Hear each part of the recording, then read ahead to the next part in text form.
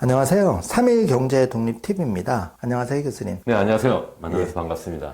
강원대학교 국제무역과 이현웅 교수고요. 제4의길 연구소를 올해 법인사업자 등록을 하고 개인 연구 플랫폼 또 더 나아가서 방송 출연하면서 또 여러 곳에 이제 강의 나가면서 제가 활동하는 하는 플랫폼으로 사용하고 있습니다. 네. 교수님, 요번에 그 절대위기 주식회사 대한민국이라고 굉장히 좋은 책을 쓰셨는데, 저도 읽어보니까 내용이 너무 좋더라고요. 출간 축하드리고, 관련해서 굉장히 궁금한 게 많아가지고, 질문 한번 드려보겠습니다. 네, 첫 번째 질문은 그 대한민국이 현재 총체적인 위기를 맞이하고 있는데요. 가장 큰 이유가 세 가지 정도 꼽는다면 어떤 게 있을까요? 일단 왜 위기냐부터 말씀드리고 그 다음에 그 원인을 말씀드리는 게 순서적으로 맞을 것 같은데요. 예. 저는 위기도 그냥 위기가 아니라 제가 절대 위기다 이렇게 제목을 잡았잖아요. 그래서 좀 전에 말씀하신 것처럼 절대 위기 주식회사 대한민국 이렇게 세 개의 키워드로 되어 있는데 왜 절대 위기냐 하면 우리나라의 이제 경제 성장률을 이제 매년 이렇게 추적을 해보면 1970년대만 해도 거의 두 자릿수 성장을 매년 했어요. 그러니까 한 12%, 15% 사이에 이렇게 성장을 했었거든요. 그래서 그 당시에 이제 잠재 성장률이 한 12% 정도 된 거예요. 네. 잠재 성장률이라고 하는 것은 그 나라가 갖고 있는 자원을 총동원해서 물가 상승을 유발하지 않는 상태에서 최대 성장률을 우리가 잠재 성장률이라고 하는데 그 잠재 성장률이 그 이후에 계속 추락을 해요. 뭐 특정한 정부에 따라서 이게 달라지는 것도 아니고 그냥 일정한 비율로 계속 직선으로 계속 하향하거든요. 그래서 지난해까지만 해도 우리나라의 잠재 성장률이 2.0%로 추락했다. 이렇게 한국은행은 추정을 했어요. 그랬는데 이제 올해부터는 그것도 안 되고 1.8%다. 이렇게 현재 발표하고 있는 상태고 그러면 또 그것으로도 끝날 것이냐? 그것이 아니라 앞으로도 계속 떨어질 거라는 거죠. 그래서 앞으로 5년간 이제 계속 추락해서 이게 2025년이니까 2030년 정도 되면 다시 또 이게 1.5까지 떨어진다는 거예요. 그러니까 계속해서 매년 거의 0.1%포인트씩 계속 추락을 하고 이게 실질적으로 이제 한국은행에서 추계한 것이고 또 여러 다른 연구기관에서도 하고 저도 또 개인적인 연구에서 했는데 이게 30년대 중후반 가면 그럼 우리나라의 잠재 성장률이 1%도 안 될 거예요. 그러니까 0%대라는 거죠. 그럼 또 그게 거기서 끝날 거냐는 거예요.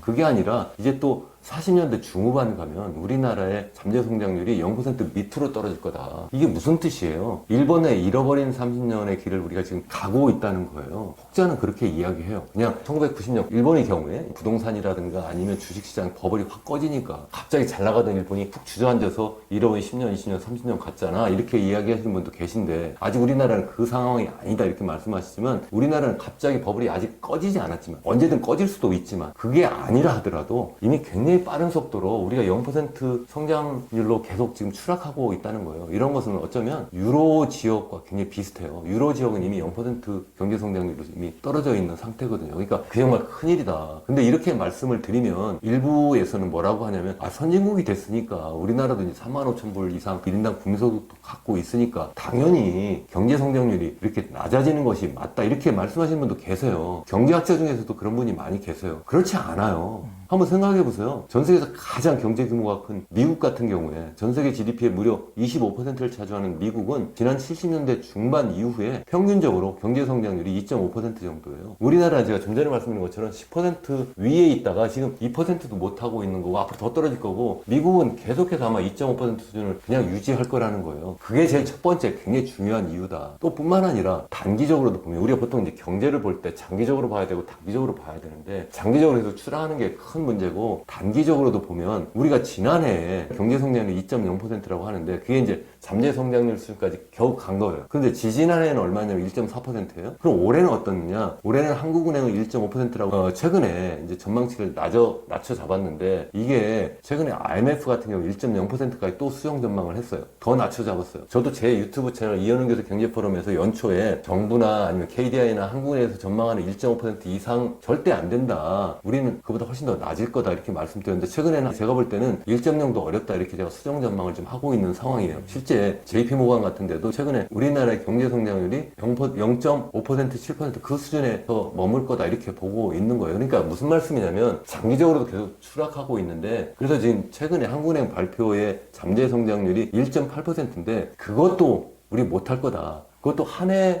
끝나는 것이 아니라 몇 년 동안 계속 그렇게 갈 거라는 거예요. IMF가 내년에도 우리나라의 성장률이 1.4%라고 현재 전망하고 있는데 그것도 못할 가능성이 굉장히 커요. 왜? 지금 트럼프발 관세 전쟁이 이제 막 시작한 거나 마찬가지거든요. 이게 갑자기 사라질 거다 저는 그렇게 보지 않거든요. 그러니까 내부적으로 엄청나게 어려운 문제가 있어서 우리나라 잠재 성장률이 계속 추락하고 있는 차에 외부에서 엄청난 쓰나미가 몰려오니까 그나마 우리나라 잠재 성장률도 제대로 맞춰잡지 못하고 있다. 더 이제 초단기로 보면 세 번째 이제 말씀을 드리면 지난 1분기에 우리나라의 성장률이 0.2% 마이너스였어요. 역성장을 했다는 거예요. 이미 0% 밑으로 떨어졌다는 거죠. 그럼 그게 전부냐는 거예요. 아니에요. 지난해부터 보면 지난해 2분기에 마이너스 0.2%였고요. 그러니까 전분기 대비로. 그리고 3분기에 0.1% 플러스, 4분기에 0.1% 플러스, 그리고 올해 1분기에 마이너스 0.2%예요. 그게 무슨 얘기냐면 평균을 잡으면 0% 밑으로 이미 떨어진 거예요. 그러니까 지난 4분기를 전부 다 합하면 그게 1년 기간이잖아요. 그 지난 1년을 생각해서 우리가 GDP 성장률을 보면 이미 마이너스로 이미 진입했다 이런 말씀을 좀 드리는 거고요. 또 뿐만 아니라 올해 그러면 하반기에 좀 나아질 거냐 제가 좀 전에 말씀드렸죠. 쉽지 않을 것 같다. 왜? 트럼프 관세 전쟁이 이제 막 시작한 거나 마찬가지예요. 지금 관세 뭐 상호관세 25% 때린다고 했다가 지금 90일 유예를 했잖아요. 그래서 7월 6일 그때까지 유예를 했는데 그러면 그때 가면 없어지는 거냐 그런 뜻이 아니라 트럼프 대통령이 이야기를 하고 있잖아요. 우리나라에 대해서 콕 집어서 무역 적자가 너무 많다. 미국의 입장에서. 그러니까 그걸 줄여야 되겠다. 그러려니까 어떻게 해야 돼요? 당연히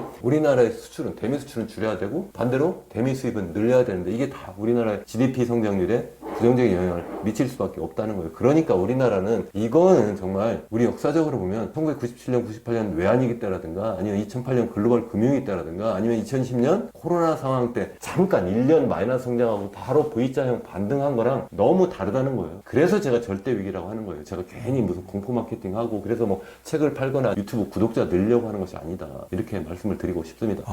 정말 매우 심각한데요.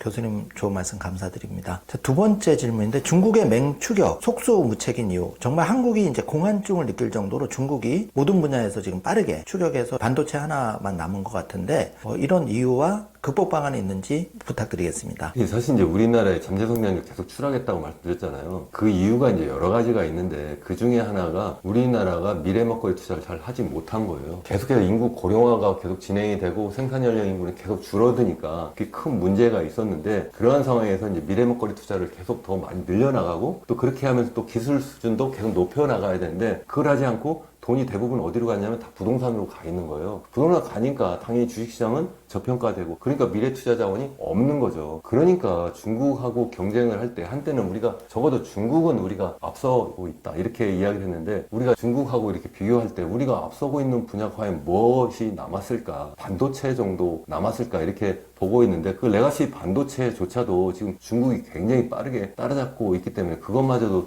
추월할 가능성이 굉장히 높다 저는 그렇게 생각을 해요. 그렇게 된 이유는 제가 좀 전에 말씀드린 것처럼 우리나라 내부적으로 너무나 미래 먹거리 투자를 안 하는 측면이 있는데 상대적으로 중국은 그쪽으로 지금 엄청난 투자를 지금 하고 있어요. 중국의 경우에는 우리나라와 굉장히 비슷하게 지난 10년, 20년 동안 거의 시멘트 주도 경제 성장을 했어요. 또 거기 플러스해서 그게 바로 가계부채 주도 성장이에요. 그러니까 빚내서 집 사게 하고 그래서 집값이 올라가면 건설 투자가 많이 늘어나고 그러니까 건설 경기가 살아나니까 그러니까 전반적인 경기가 살아난다 이렇게 했는데 그러다 보니까 이게 미래 먹거리로 갈 수 있는 투자 자원이 자꾸 부동산으로 가니까 이게 아니구나 해서 중국의 경우는 2021년 여름부터 시작해서 중국 정부, 중국 공산당이 의도적으로 거품을 막 빼기 시작을 했거든요. 그래서 결국은 내수는 굉장히 힘들어 하고는 있지만 그래도 중장기적으로 보면 그게 굉장히 바람직한 선택인 거예요. 그렇게 하면서 그 재원을 다 어디로 돌리고 있냐면 다 이런 투자, 설비 투자, 미래 먹거리 투자로 다 돌리고 있는 거예요. 그래서 미래 산업에 필요한 그런 R&D, 미래 산업에 필요한 첨단 설비를 계속 들이고 있으니까 당연히 우리나라는 전부 아파트 집 짓느라고 전부 돈이 가 있는데 어떻게 중국을 따라잡을 수 있겠냐는 거예요.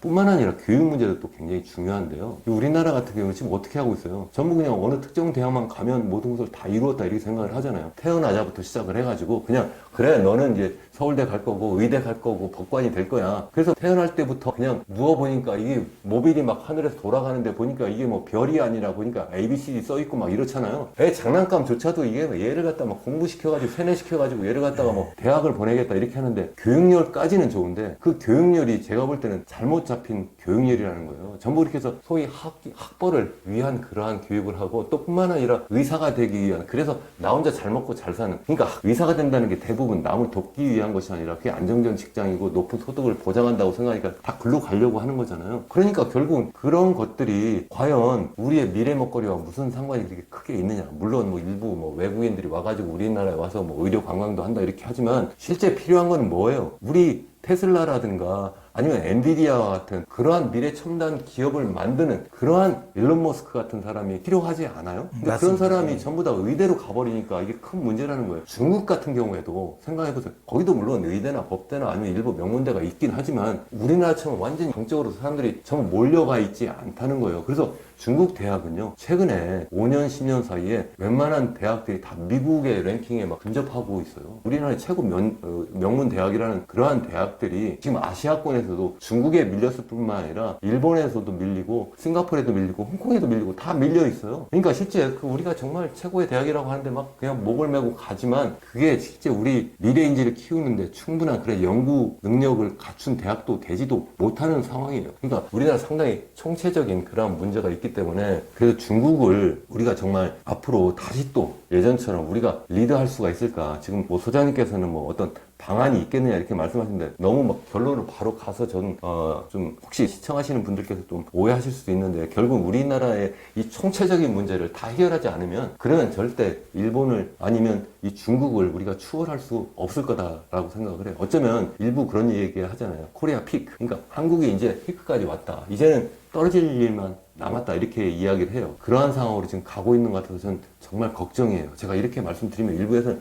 이 공포 마케팅이다, 뭐 언제 망하냐, 언제 터지냐, 뭐 이런 분들 많이 계신데 정말 답답하고 정말 미치겠어요. 왜 그러냐? 지금 이게 계속 주저앉고 있어가지고 마치 개구리가 지금 뜨거운 물 냄비 위에 올라가 있는데 아직도 완전히 끓지 않으니까 내가 아직 죽지 않았으니까 내가 괜찮다 하면서 그러고 있는 거예요. 주위에서 보고 있는 사람은 어때요? 제가 곧 삼겨져 죽을 것 같은데 그러니까 빨리 나와 하는데 안 나오고 좋다는 거예요. 도리어 내가 왜 아직 안 죽었는데 왜 내가 아니 도대체 그럼 병원에 실려가서 죽어야지만 그게 위기인가요? 그런 상황으로 지금 들어가고 있다. 이미 들어가 있다. 그러니까 정말 심각한 문제다. 일단 그래서 방안이라면 이런 위기를 위기라고 깨닫는 것부터 출발해가지고 여러 가지 제가 뭐 제 책에서 아니면 제 유튜브 채널에서 설명을 드리고 있습니다만 그런 것들 종합적으로 해야 된다. 그래서 단편적으로 뭐 한두 가지 뭐 해서 될 문제도 아니다. 우리나라는 인간으로 말하면 정말 조로증에 뭐 당뇨병에 합병증 여러 가지 뭐 고혈압이라든가 고콜레스테롤까지 걸린 그야말로 합병증이에요. 이 합병증 환자한테 그냥 뭐 잠깐 누워 계세요. 뭐 링거액이나 좀 맞고 뭐 진통제나 맞으면 해결이 될까요? 그렇지 못할 거라는 거예요. 정말 심각한 문제다. 그렇게 보고 있습니다. 교수님이 오랫동안 미국 또 일본 그 해외에서도 연구 활동을 많이 하시고 그런 국제관계 또 경제 분야의 석학으로 알고 계셨는데 교수님 말씀에 깊이 공감하고요. 무엇보다도 저도 이제 자녀를 키우는 부모 입장에서 그동안 내 아이는 특별할 거라는 잘못된 생각으로 아이마다 재능이 다 다른데 과도한 교육비를 그렇게 집중했던 게 은퇴 문제가 생기고 또 사회적으로는 그동안 우리가 정권이 바뀔 때마다 교수님 말씀대로 R&D 투자나 이런 거를 언제부턴가 저같이 비전문가가 봐도 너무 좀 안 한다. 저는 개인적으로 그게 너무 답답하더라고요. 그 예산을 정확하게 표적으로 해서 경쟁하게 만들어야 되는데 예전에는 개발 시대에 5개년 계획이나 이런 거 없다면 그런 대체 수단이 좀 제 짧은 속에는 나왔으면 좋겠는데 그래서 교수님께 만약에 그 방안을 좀 바로 여쭤본다면 제일 시급하게 뭐부터 그러면 해야 될까요? 그 부동산에 흘러가는 물이 그 자금이라든지 제가 제 유튜브 채널에서 대통령 선거와 연계해서 우리나라 현재 정말 위험한 상황입니다. 절대 위기 상황입니다 하는 것을 일단 말씀을 드리고 그런 다음에 대책을 제가 단계적으로 이렇게 몇 개 시리즈로 지금 만들어서 방송을 하고 있어요. 그러면 뭐가 위기냐 하면 제가 아까 말씀드린 것처럼 전반적인 장기적인 성장 잠재력이 계속 감소한다고 했는데 GDP라고 하는 것이 한 나라가 갖고 있는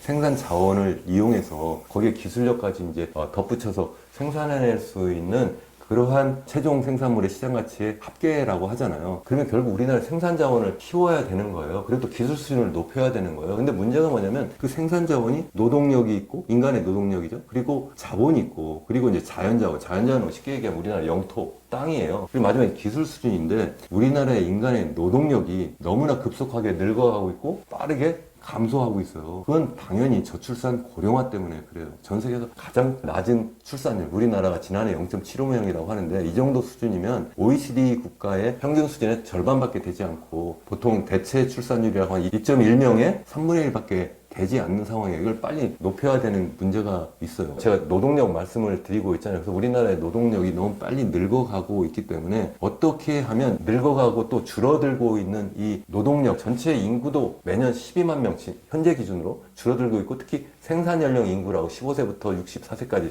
젊은 인구는 매년 30만 명씩 이렇게 계속 감소하고 있는데, 이 감소하고 있는 그 인구, 또 늙어가고 있는 그 인구를 어떻게 무엇으로 대체할 거냐, 이게 굉장히 중요하고 또 계속 대체가 불가능하기 때문에 어떻게 하면 이 합계 출산율을 높여서 앞으로 젊은 인구가 자꾸 더 늘어날 수 있도록 할 거냐는 게 굉장히 중요한 문제예요. 일부에서는 뭐 여성의 경제활동 참가를 계속 높이면 된다. 일부에서는 뭐 노인 인구의 경제활동 참가를 계속 높이면 된다. 아니면 또 외국에서 노동자를 많이 받으면 된다. 이렇게 말씀하시는 분들 계신데요. 그거 가지고 해결이 안 돼요. 제가 그거 하지 말라는 것이 아니라 여성 경제활동 더 늘려야 되겠죠. 나이 드신 분도 더 경제활동을 하시는 게 좋아요. 지금 퇴직 준비가 제대로 돼 있지 않은 분들이 거의 태반 이상이기 때문에 하긴 하는데, 다만 우리나라의 전체 GDP 성장률 측면에서 보면 그것이 실질적으로 플러스로 기여하지 못해요. 제가 최근에 일주일도 안 됐어요. 제가 ADB 아시아개발은행에 컨설팅 보고서를 제출한 게 하나 있는데, 그 제목이 뭐냐면 우리나라뿐만 아니라 전 세계에 저출산 인구 고령화 진행이 될 때 경제 성장률이 이제 계속 떨어질 수밖에 없는데, 이것을 어떻게 나름대로 보완할 거냐, 어떤 수단이 있느냐. 그게 이제 좀 전에 말씀드린 것처럼 여성 노동 참가율을 높인다든가, 아니면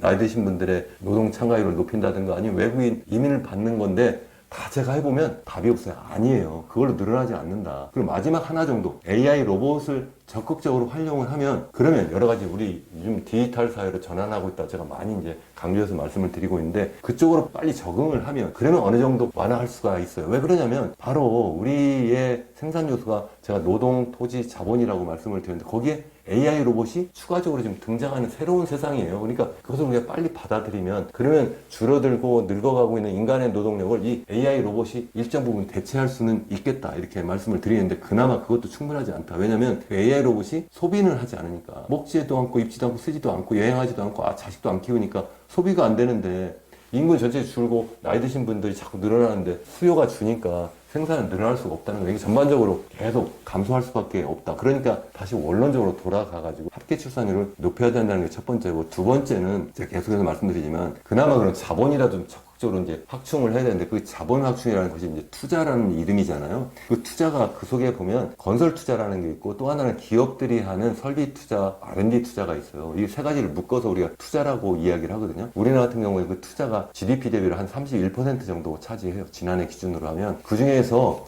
한 16% 정도는 이 실질적으로 미래 먹거리 투자예요. 설비 투자나 아니면 R&D 투자고요. 나머지 15%가 뭐냐면 다 부동산 투자예요. 우리나라는 OECD 국가 중에, 선진국 중에 이렇게 건설 투자가 GDP에서 차지하는 비중이 높은 나라가 하나도 없어요. 중국이 한때는 그랬어요. 근데 우리는 아직도 그렇게 하고 있는 거예요. 그러니까 미래 먹거리로 가야 될 그 투자가 집 짓는 대로 가니까, 이게 집 아파트 많이 지면 아파트가 수출을 합니까? 아파트가 우리의 미래에 무슨 새로운 상품을 만들고 새로운 기술을 만드냐는 거죠. 아니죠. 물론 집이 필요하긴 한데요. 우리나라 전국적으로 보면 이 주택 보급률은 이미 제가 볼 때는 충분히 100% 넘었어요. 서울조차도 거의 100%까지 육박했었는데 자꾸 이제 분가를 시켰잖아요. 뭐 무주택자면은 그러면은 뭐 우선적으로 분양하는 정책도 쓰고, 뭐 그리고 또 1가구 뭐 2주택, 3주택이 되면 그 과세를 또 중과를 하게 되니까 자꾸 자식이 분가할 수 있도록 이렇게 해버리니까 가구 수가 늘어나서, 그래서 주택 보급률이 95% 밑으로 떨어진 건데 사실 집이 줄어든 건 아니거든요. 그래서 이 정책을 잘 써야 되는데 그게 잘못돼서 그렇다. 어쨌든 그래서 부동산으로 가고 있는 우리나라 투자 재원을 어떻게 하면 이 우리의 미래 먹거리 투자로 돌릴 거냐가 두 번째 굉장히 중요한 문제고, 세 번째 중요한 문제가 앞서 말씀드린 것처럼 우리나라의 교육이 너무나 그냥 대학만을 들어가는, 그것도 소수 좋은 대학만 들어가는, 그리고 또 일부 잘 나간다고 하는 뭐 법대나 아니면 의대에 가려고 하는 그러한 목적으로 단순 반복 암기식 주입식의 그러한 교육을 계속 해대버리니까 이게 과연 우리의 미래의 창의적인 인재가 나올 수 있겠냐는 거예요. 그게 안 되니까 우리나라의 잠재 성장률이 계속 떨어질 수밖에 없다는 그런 말씀을 드린 거예요. 그래서 그 문제를 종합적으로 다루지 않으면 안 된다. 차기에 어떤 정부가 등장하든지 간에 이 문제를 정말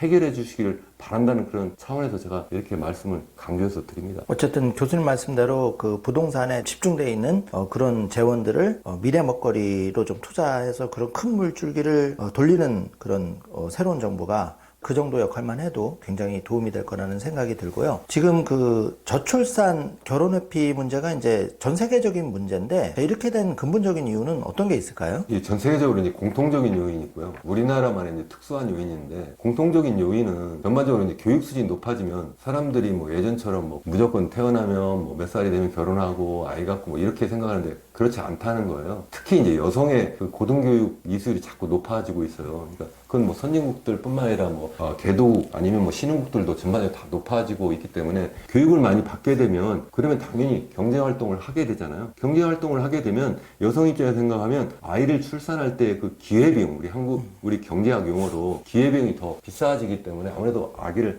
적게 가지려고 하는 그런 동기가 있게 마련이고, 또 뿐만 아니라 전반적으로 디지털 사회로 이렇게 전환하게 되니까 굳이 아이를 갖지 않아도 된다, 이러한 동기가 많이 부여가 되는 측면도 있어요. 그 이야기에 대해서 약간 좀 철학적이기도 하고 뭐좀 구체적으로 들어갈 수 있는데, 어쨌든 제가 드리려고 하는 말씀은 전 세계 공통적인 요인이 좀 있다는 것이고, 그거 말고 왜 특별히 한국은 출산율이 제가 앞서 말씀드린 것처럼 OECD 평균의 반밖에 되지 않느냐, 이거 정말 심각한 문제고 전 세계 또 제일 낮아요. 우리가 비교 대상으로 하는 일본의 합계 출산율도 1.2명이에요. 1.2명을 떨어진 것도 지난해 처음이에요. 1.3명 수준을 계속 유지했어요. 전 세계에서 가장 인구 고령화가 많이 진행됐다고 하는 일본조차도 우리나라보다도 합계 출산율이 높아도 엄청나게 높아요. 우리나라 입장에서 생각하면 1.2명이면 꿈의 숫자예요. 지금 중국도 빠르게 인구 고령화가 진행되고 또 인구도 줄어들고 있다고 하는데 거기도 1.0명이에요. 우리도 훨씬 수준이 높아요. 우리나라보다 삶의 조건이 정말 열악하다고 하는 싱가포르, 그 좁은 나라에, 그러니까 땅덩어리 좁은 데 사람이 많이 모여 사는 인구 밀도가 높은 싱가포르조차도 우리나라보다 훨씬 높아요. 거의 0.9명 가까운 그 정도의 합계 출산율을 보이고 있는데 우리나라는 왜 이렇게 낮냐는 거예요. 그래서 제가 이 문제에 대해서 여러 연구 자료도 찾아보고 제가 또 직접적으로 뭐 우리 젊은이들하고 뭐 여러 상담도 해봤는데 결론은 이거예요. 또 실제 여러 가지 이제 연구 보고서도 이제 보고 이제 종합적으로 보면 네 가지예요, 네 가지. 제일 첫 번째는 뭐냐, 우리나라는 결혼을 해야지만 아이를 갖잖아요. 유럽 같은 지역은 결혼하지 않고도 혼외 출산도 굉장히 많고 또 그걸 사회적으로 받아들이는데, 그러니까 여담입니다만, 그러니까 뭐 일부에서는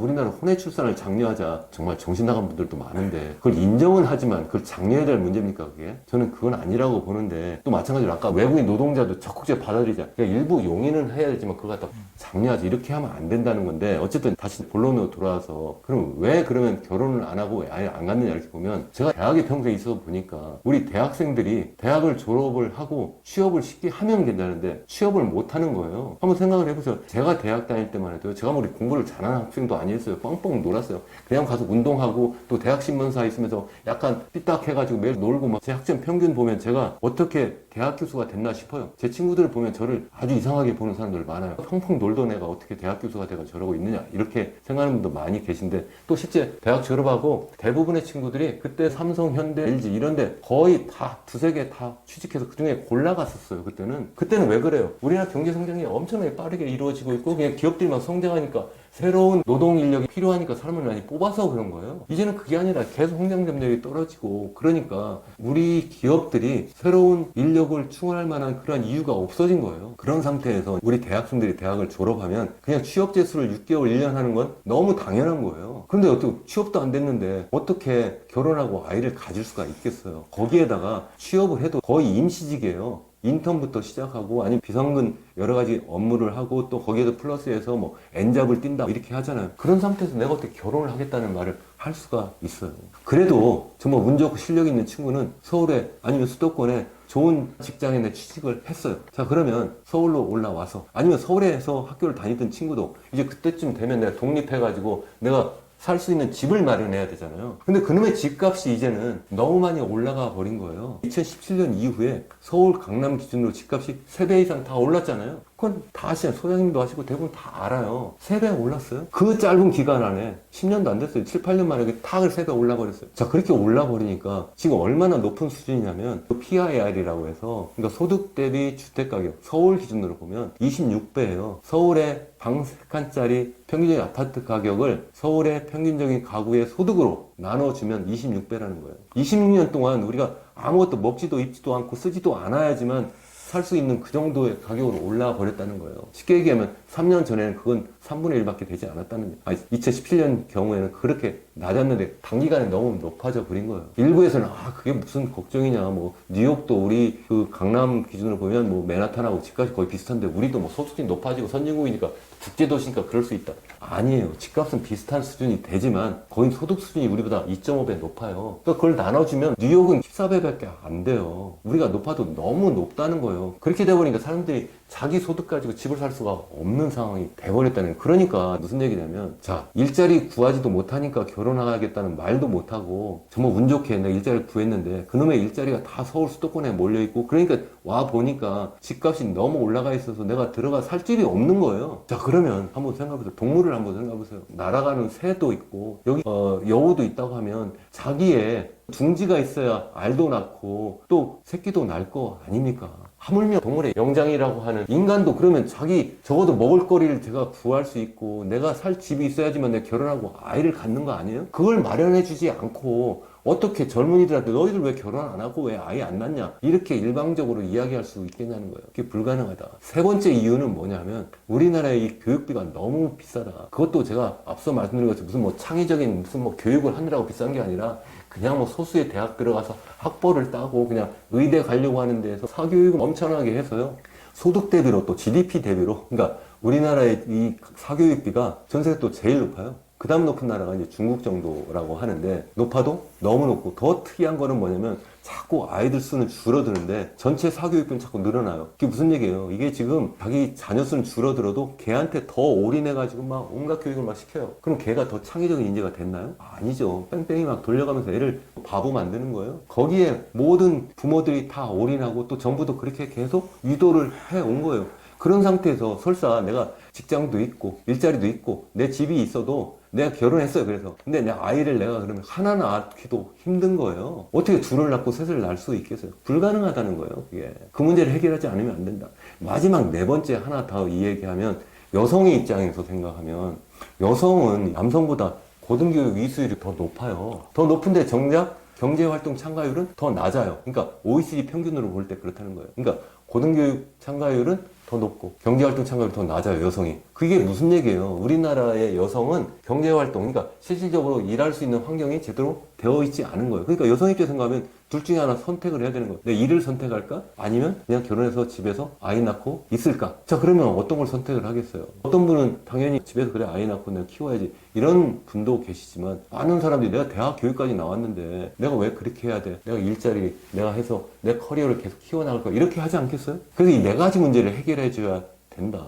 그렇게 전 말씀을 드리고 있습니다. 예, 정말 정확한 진단이신 것 같고요. 이제 우리가 6월 달 되면은 다시 대통령 선거를 하게 되는데, 교수님 말씀 듣고 보니까 저는 그런 생각이 나는데, 지금 52시간 근무제하고 아까 말씀드린 그 R&D 투자로 좀 돌리는 부분. 그런데 52시간제도 저도 노동자 출신으로 희망퇴직을 했지만 그 부분이 과연 반도체나 이런 종사자들한테 그렇게 적용하는 게 어렵냐는 문제를 생각했을 때, 우린 제도적으로 그런 부분이 있고, 또 이제 저출산에서 문제되는 취업 문제 이런 거에서 저는 충격을 받은 게, 노조가 자기 자녀를 세습하고 이런 거를 조금이라도 개혁이 쉽지는 않겠지만 되지 않으면 한국 사회가 다 같이 공멸하는 그게 되지 않겠냐. 그래서 52시간제 이런 거는 어떻게 생각하시나요? 지금 아주 잘 지적해 주셨는데요. 우리나라는 뭐 노동자들, 그러니까 그것도 이제 고급 노동자죠. 그러니까 아주 대재벌 기업에 이제 취직한 그런 노동자들이 이제 노조를 결성해서 이제 부의 세습, 자기의 이제 직업의 세습을 한다 이렇게 이야기를 하는데, 사실 뭐 그런 노동자만 그렇습니까? 제가 생각해 보면요, 의사, 뭐 아니면 판검사, 아니면 정치인, 뭐 기업인들 다 자기의 일자리를 다 세습해요. 여러 가지 방법으로. 아까 제가 사교육도 말씀을 드렸습니다만, 이런 식으로 해가지고 우리나라는 이 금수저와 그리고 여기 흑수저가 완전히 양극화되어 있는 상태예요. 이 양극화가 이렇게 심할 때 역사적으로 보면 항상 분란이 있게 되고, 그게 이제 정권을 뒤집게 되는 그러한 상황이고, 또 이렇게 되는 것이 또 경제적으로 보면 많은 연구 보고서가 나왔어요. 뭐 IMF라든가 뭐 이런 우리가 일반적으로 공신력이 있다고 하는 국제통화기금 연구 보고서에 보면, 우리 2008년 글로벌 금융위기도 그랬고요, 1929년 세계 대공황도 그랬고, 그때 이 부의 양극화, 소득의 양극화가 너무 심했다는 거예요. 그러다 보니까 이 저소득 층이 돈을 너무 많이 빌려가지고 그래서 같이 투자를 하다가 그러다 폭 망한 거예요. 그래서 크게 터졌다 이렇게 하는데 지금도 굉장히 비슷한 상황이에요. 지금 너무나 이게 양극화가 많이 심해야 되니까 그다음 최근에 뭐 젊은 사람들이 막 빚내서 집 사고 막 이러잖아요. 사회적 또 계속 유도를 하고 있고 정부가 그러다 보니까 이게 한번 집값이 떨어지면 이제 폭삭 망하는 그런 상황이 될 텐데 다시 소장님께서 질문 주신 그 노조와 관련해서 이제 주 52시간 뭐 이런 거 관련해서 저는 우리나라는 너무나 이 법과 제도 규제가 획일화되어 있다고 생각을 해요. 그럼 52시간이 아니라 앞으로 48시간 계속 줄어들어야 된다고 생각을 해요. 줄어드는데 이걸 갖다가 그냥 획일적으로 확 잘라버려요? 그게 어떻게 그럴 수가 있어요? 제가 볼 때는 그냥 육체 노동하는 분들은 그럴 수 있어요. 정신 노동하는 사람들은 그럴 수 없어요. 어떻게 일하는 걸 딱 출근해서 아니면 퇴근할 때까지 그때만 일하나요? 정신노동하는 사람은 저 같은 경우는 집에서 일하는 시간이 훨씬 더 많고 생산성도 훨씬 더 높아요. 대학 교수들이 매일 출근해야지만 생산성이 더 높고 연구실적이 더 높아지고 교육이 잘 되나요? 아니죠. 다양한 직업에 따라서 다양한 그런 직종에 따라서 이게 그러한 일할 수 있는 최대 노동 가능 시간을 그냥 선택적으로 할 수 있도록 이렇게 해야 된다는 거예요. 이와 연계해서 예를 들어서 뭐 최저임금제 같은 것도 있잖아요. 이것도 어떻게 모든 직종을 막론하고 그냥 똑같이 잘라버리냐는 거예요. 그게 불가능하다는 거예요, 저는. 또 지역별로도 다를 수 있고, 산업별로 다르고, 직종마다 다르고, 이게 다 달리 이걸 정해줘야 되는데, 그냥 일일적으로 딱 잘라버리니까. 이건 마치 이런 거예요. 저희 강원대학교가 춘천에 있는데, 그 경춘 국도가 있잖아요. 45분 국도가 있으면, 얘를 갖다가 요즘에는 많이 좋아지긴 했는데 시속 80km예요? 근데 요즘에는 길이 엄청나게 좋아요. 거의 4차선이고 거기에다 막 외제차도 막 들어오고 이 길은 좋아지고 자동차 성능도 또 좋아지고 이렇기 때문에 이거 80km는 이게 달릴 수가 없어요. 그러니까 제가 볼 때는 미국 기준으로 보면 이게 100km로 올리는 게 맞고요. 다만 커브길이라든가 아니면 마을을 지나는 그런 구간은 이 80이 아니라 60으로 확 떨어뜨려 줘야 돼요. 그 구간마다 이게 선택적으로 이걸 갖다가 신축적으로 해줘야 되는데 그냥 한 칼로 잘라버려요. 이거는 그래서 노동 이야기를 하고 있습니다. 기업하는 입장도 똑같아요. 기업 관련해서 여러 상법이라든가 이런 법을 보면 잘못하면 내가 그 법을 지키려고 하다 보면 내가 제대로 기업을 못 해가지고 회사가 망할 수도 있는 거고요. 그렇지 않고 내가 막 그걸 피해가다 보면 잘못하면 내가 이번에는 교도소 담장 안으로 떨어질 수도 있는 거예요. 그래서 그런 얘기 하잖아요. 네. 기업인은 이 교도소 담장 위를 걷고 있는 사람이다. 저는 그게 상당히 맞다고 생각하고요. 이거는 사실은 여러분들 운전하는 것만 보셔도 딱 그거예요. 시청하시는 분도 한번 생각해 보십시오. 하루에 운전하면서 한 번도 교통법규 어기지 않은 분 계세요? 이거 사실은 선택적으로 지금 단속하고 안 하고 아닌가요? 그렇게 하면 안 되죠. 누구나 법을 그렇게 단속하지 않아도 지킬 수 있어야 된다. 그러니까 법이라고 하는 거는요. 그냥 일률적으로 강하게 정해서 강한 것이 아니라 일률적이 아니라 선택적. 좀 약하게 해도 일단 법과 제도를 정하면 그걸 갖다가 강하게 실질적으로 이걸 집행하는 것이 중요하다. 근데 그렇게 하지 못하는 거예요. 우리나라는 너무나 사실 주 52시간도 말로만 그렇게 해놓고 실제로 보면 많이 더 초과근무를 할 수밖에 없는 상황이에요. 그러다 보니까 기업 입장에서 생각하면 사정하는 상황이 돼버리고 이렇게 되면 도리어 현장에서 굉장히 어려운 상황으로 막 내몰려 가니까 아 이럴 바에야 그냥 기업 문 닫자. 제 주변에 그런 분 많이 계세요. 제 바로 윗집에도 기업 하시는 분인데 막 너무 막 분통을 터뜨려요. 지금 막 이렇게 해가지고 나 회사 문을 닫게 생겼는데 이거 어떻게 해야 되느냐. 예? 이 정부가 정책이 법과 제도가 일을 할 수 있도록 해줘야 되는데 그게 안 되는 게 정말 걱정이다. 그렇게 말씀을 드릴 수 있는 거죠.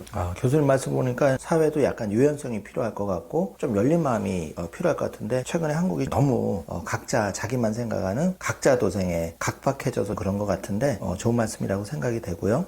다음 질문은 그러면 총체적으로 대한민국이 위기 상황인데 잘못하다가는 우리 자녀가 카페 알바도 그 일자리마저 없어지면 어떡하나 그런 걱정도 되는 현실인데요.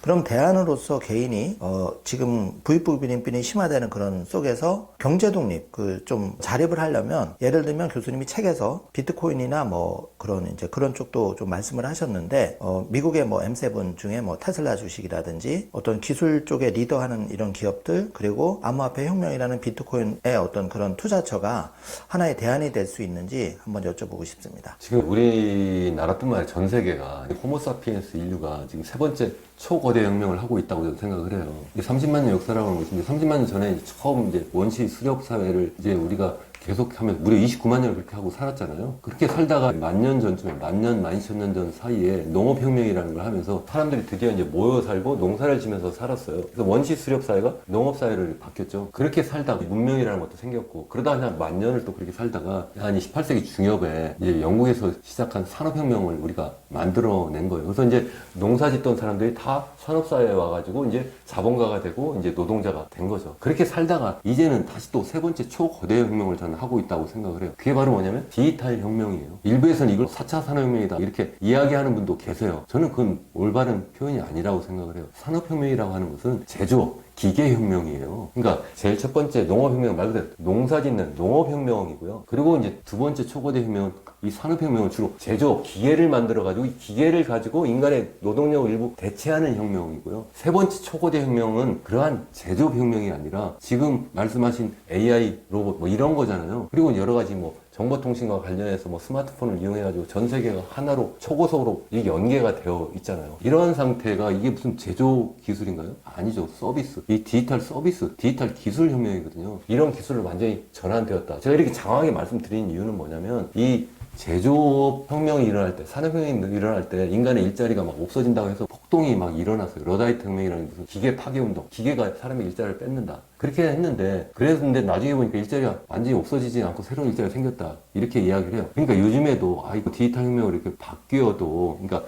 사회가 농업사회에서 이제 산업사회로 갔다가 이제 디지털 사회로 넘어가고 있는데 그래도 앞으로 일자리가 더 나올 거야 이렇게 생각하시는 분이 많이 계신데 저는 아니라고 생각을 해요. 그 이유가 뭐냐면 그 당시에 산업혁명 때는 일자리가 이 제조업 분야에서 없어진 거예요. 왜냐면 기계가 자꾸 인간의 육체 노동을 대체하니까. 그러니까 인간의 노동력이 다 어디로 가버렸어요? 다 서비스 분야로 간 거예요. 서비스 분야에서 우리 어떤 노동력이 필요하죠? 육체 노동이 아니라 다 정신 노동인 거예요. 그 정신 노동하는 데로 다 갔어요. 근데 이제 디지털 혁명을 하면서 이제 AI가 우리의 서비스 분야에서 우리가 주로 하는 이러한 지적 정신 노동까지도 다 대체해요. 제가 강의하거나 연구하거나 아니면 유튜브를 만들거나 여러 가지 이러한 데 있어서 제가 AI 없으면 하지를 못해요. 얘가 더 잘할 것 같고 앞으로는 제 연구 강의 상당 부분을 대체할 것 같고요. 저뿐만 아니라 의사라든가 변호사, 판검사 뿐만 아니라 회계사, 세무사 대부분의 직종을 정부가 억지로 규제하지 않으면 이게 쉽게 다 대체할 수 있을 거라고 생각을 해요. 먼 미래가 아니에요. 그러면서 일자리가 실질적으로 이제는 서비스 분야마저도 없어지면 그러면 우리가 새로운 분야를 어떻게 만들어낼 거냐는 거죠. 그렇게 하지 못할 거다. 그래서 제가 앞서 우리나라뿐만 아니라 전 세계가 소위 이야기하는 뭐 근로시간, 주 52시간보다 더 떨어질 수도 있다 이렇게 말씀드린 이유가 앞으로 일자리 점점 더 없어지니까 그렇다는 거예요. 그게 우리 인간을 위해서라기보다 인간의 일자리가 없어지니까 어쩔 수 없이 나눠야 된다 일자리를. 그렇게 이제 말씀을 드리려고 하는 건데 그렇게 되니까 또 실제 기본소득을 또 줄 수밖에 없는 상황으로 갈 수밖에 없다. 그 기본소득이라는 것이 무슨 사회주의 운동하는 사람들이 하는 얘기가 아니라 이게 빌 게이츠 같이 이 디지털 혁명을 막 앞에서 선도하는 그러한 사람들이 주창하는 거예요. 자기들이 볼 때도 일자리가 없어질 것 같으니까 로봇세를 거두자. 이 세금을 걷다가 그걸 똑같이 나눠주자는 거거든요. 일자리 이래저래 없어지니까. 그렇게 하자는 건데 그럼 그거 가지고 먹고 살 수 있겠냐는 거예요. 일자리는 일자리대로 없어지는데 거기에다가 내가 지금 기본소득만 받아가지고 평생 내가 앞으로 100세 인생을 살아야 되는데 과연 우리가 그거 가지고 살 수 있겠느냐. 말 그대로 기본적인 삶만 유지할 수 있는 상황이니까 그걸로 안 된다. 그러니까 저는 어떻게 해야 되느냐면 내가 스스로 디지털 혁명에 올라타야 된다는 거예요. 그러려면 어떻게 해야 되느냐면 내가 직접 일론 머스크가 되거나 내가 직접 빌 게이츠가 되면 되겠죠. 근데 그건 거의 불가능한 거잖아요. 어쩌면. 아니면 그런 회사에 내가 취업하면 되겠죠. 그것도 쉽지 않은 거죠, 사실은. 그러면 어떻게 하면 되느냐. 더 쉬운 게 하나 있다. 그러한 기업들의 주인이 되죠. 그 기업들의 주인이 되자는 거죠. 그래서 뭐 우리가 주식 투자를 뭐 예전에도 많이 했지만 요즘 사람들이 젊은이들이 많이 하는데 이걸 갖다 무슨 투기의 대상으로 하는 것이 아니라 정말 내가 100세를 내다보면서 나의 미래 자산을 계속 키워나간다는 측면에서 적립식으로 계속 투자를 하면 좋겠다. 그럼 어떤 기업에 해야 되느냐? 바로 이 디지털 사회를 선도하는 기업을 선별해서 해야 되겠다. 그걸 잘 내가 못하겠다. 그럼 ETF로 이렇게 묶어가지고 할 수 있잖아요. 그럼 어떤 ETF를 할 거냐? 제가 좀 전에 말씀드린 것처럼 디지털 사회를 만들어가는 그런 기업들이 모여있는 그것도 잘 모르겠다. 그러면 뭐 미국의 나스닥 이렇게 ETF 하나 지수 추정하는 것을 내가 계속 적립식으로 사 모으면 그러면 그게 미래에 가면 결국 나에게는 미래에 큰 소득원이 되지 않을까 이제 제가 이제 그렇게 말씀을 좀 드리고 있는 편이고요. 비트코인도 지금 말씀을 하셨는데 그것도 굉장히 중요한 이제 투자 자산이라고 저는 생각을 해요. 왜 그러냐면 제가 장황하게 계속 뭐 그 농업사회로 갔다가 뭐 산업사회로 갔다가 디지털 사회로 갔다고 그랬잖아요. 그게 말씀을 드리는 이유가 근거를 분명히 말씀을 드리려고 해서 그래요. 그렇게 가면서 어떻게 됐어요? 농업혁명을 하면서 처음 화폐라는 게 생긴 거예요. 그때 물품 화폐가 생긴 거예요. 금화, 은화 뭐 이런 거 생겼어요. 산업혁명한 다음에 그 다음에 금화도 물론 일부 사용하지만 법정화폐라는 게 생긴 거예요. 그래서 최근에 가지고 아예 금은 사용하지 않고 금과 태환도 하지 않는 그냥 순수한 법정화폐. 이건 돈이야. 이렇게 그냥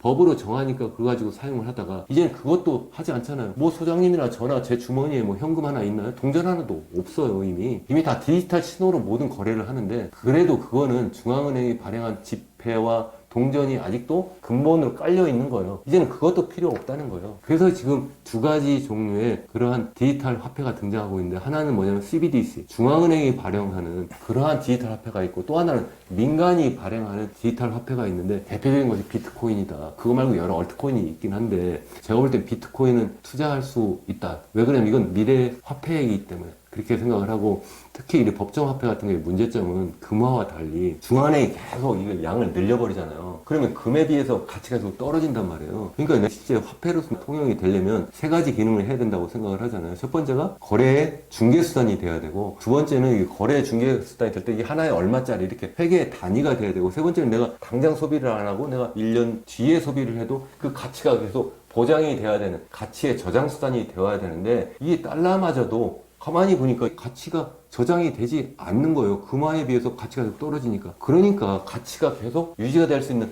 금으로 자꾸 지금 돈이 몰리고 있는데, 제가 볼 때 비트코인은 그럴 가능성이 크다. 전체 지금 이제 디자인 되어 있는 것이 한 2,100만 개 정도인데, 지금 거의 2,000만 개 정도 채굴이 되었다, 이렇게 알려져 있잖아요. 그것이 제가 좀 전에 말씀드린 것처럼 미국에서 이제 사토시 나카모토라고 하는 정체 모를 그 어떤 개인이나 단체가 이제 만들었다고 하는데, 그게 2008년 글로벌 금융위기 때 막 양적 완화라고 해서 막 미국 달러를 막 찍어내니까, 이거 뭐야, 내가 지금 돈이라고 갖고 있었는데 막 가치가 막 떨어지니까 내가 너무 억울하다, 내가 가치가 확실히 보장되는 그 무엇을 만든 거고, 또 뿐만 아니라 중앙에서는 왜 내가 돈 거래하는 걸 다 들여다보고 있느냐. 나는 그렇게 하지 않고 분산 원장을 이용해가지고 그냥 개인적으로 암호화폐를 이용해서 말 그대로 이 크립토 커런시를 이용해서 내가 자유롭게 거래를 하겠다, 이렇게 하고 있는데, 중국 같은 경우에는 CBDC를 활용을 하려고 하는 것이고, 그래야지만 중앙에서 완전히 개인을 더 통제할 수도 있잖아요. 미국 같은 경우는 트럼프 대통령이 그게 아니라 내가 미국을 암호화폐 수도로 만들겠다? 나는 또 암호화폐 대통령이 되겠다. 그게 괜히 하는 얘기가 아니라 실제 지금 세상이 바뀐 것을 이제 깨달은 거예요. 이 사람도 그 트럼프 일기 행정부 때는 그걸 몰라가지고 이거 다 사기다 이렇게 했지만, 지금은 그렇게 하지 않잖아요. 선거 구호가 아니에요. 그래서 저는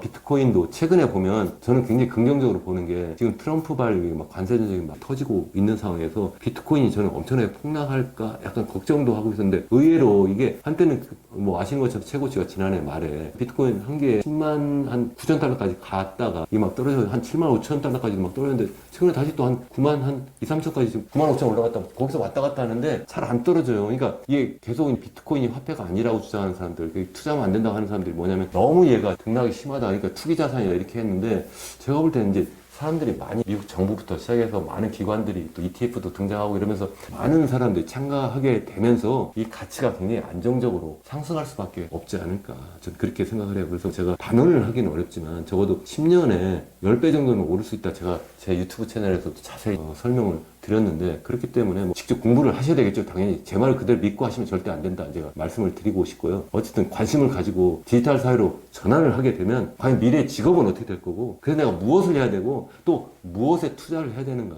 화폐는 어떻게 바뀌는가, 이런 걸 공부를 하시면 좋지 않을까, 이렇게 생각을 해봅니다. 그래서 제가 그 교수님의 절대위기 주식회사 대한민국 책을 읽어보니까 이렇게 폭넓게 배경 지식이 자세히 책 속에 들어있어서, 뭐 테슬라랄지 비트코인에 대해서 우리 자신뿐만 아니라 자녀들한테 이런 혁신적인 기업의 트렌드가 이러니까 어떤 식으로 우리가 대안을 해야 되는지가 교수님 책 속에 제시가 돼 있어서 저는 굉장히 재밌게 읽었는데요. 어쨌든 그 블랙록 레리 핑크 회장도 비트코인으로 돌아섰고, 또 블랙록도 포트폴리오 중에 2% 정도는 비트코인을 담아라, 이런 게 이제 교수님이 아까 말씀하신, 미래는 누구도 알 수는 없지만 그래도 조금의 그 시드머니를 태워주는 거는 굉장히 의미 있다고 생각이 됩니다. 교수님 아까 한국이 이제 조금 미래 먹거리 분야에서 로봇에 집중하면 어떻겠냐, 이런 좋은 제안을 해주셨는데, 지금 한국의 고학력 스카이대병 의대 쏠림 현상, 인재 대탈출, 그래서 뭐 공학 쪽에는 이제 인대가 다 뭐 미국이나 중국 쪽으로 간다. 그래서 이런 문제를 교수님 말씀과 곁들여서 그 한국의 구조적인 문제를 어떻게 해결해야 되는지 간단하게 말씀 부탁드리겠습니다. 정말 이 총체적인 난국이기 때문에 제가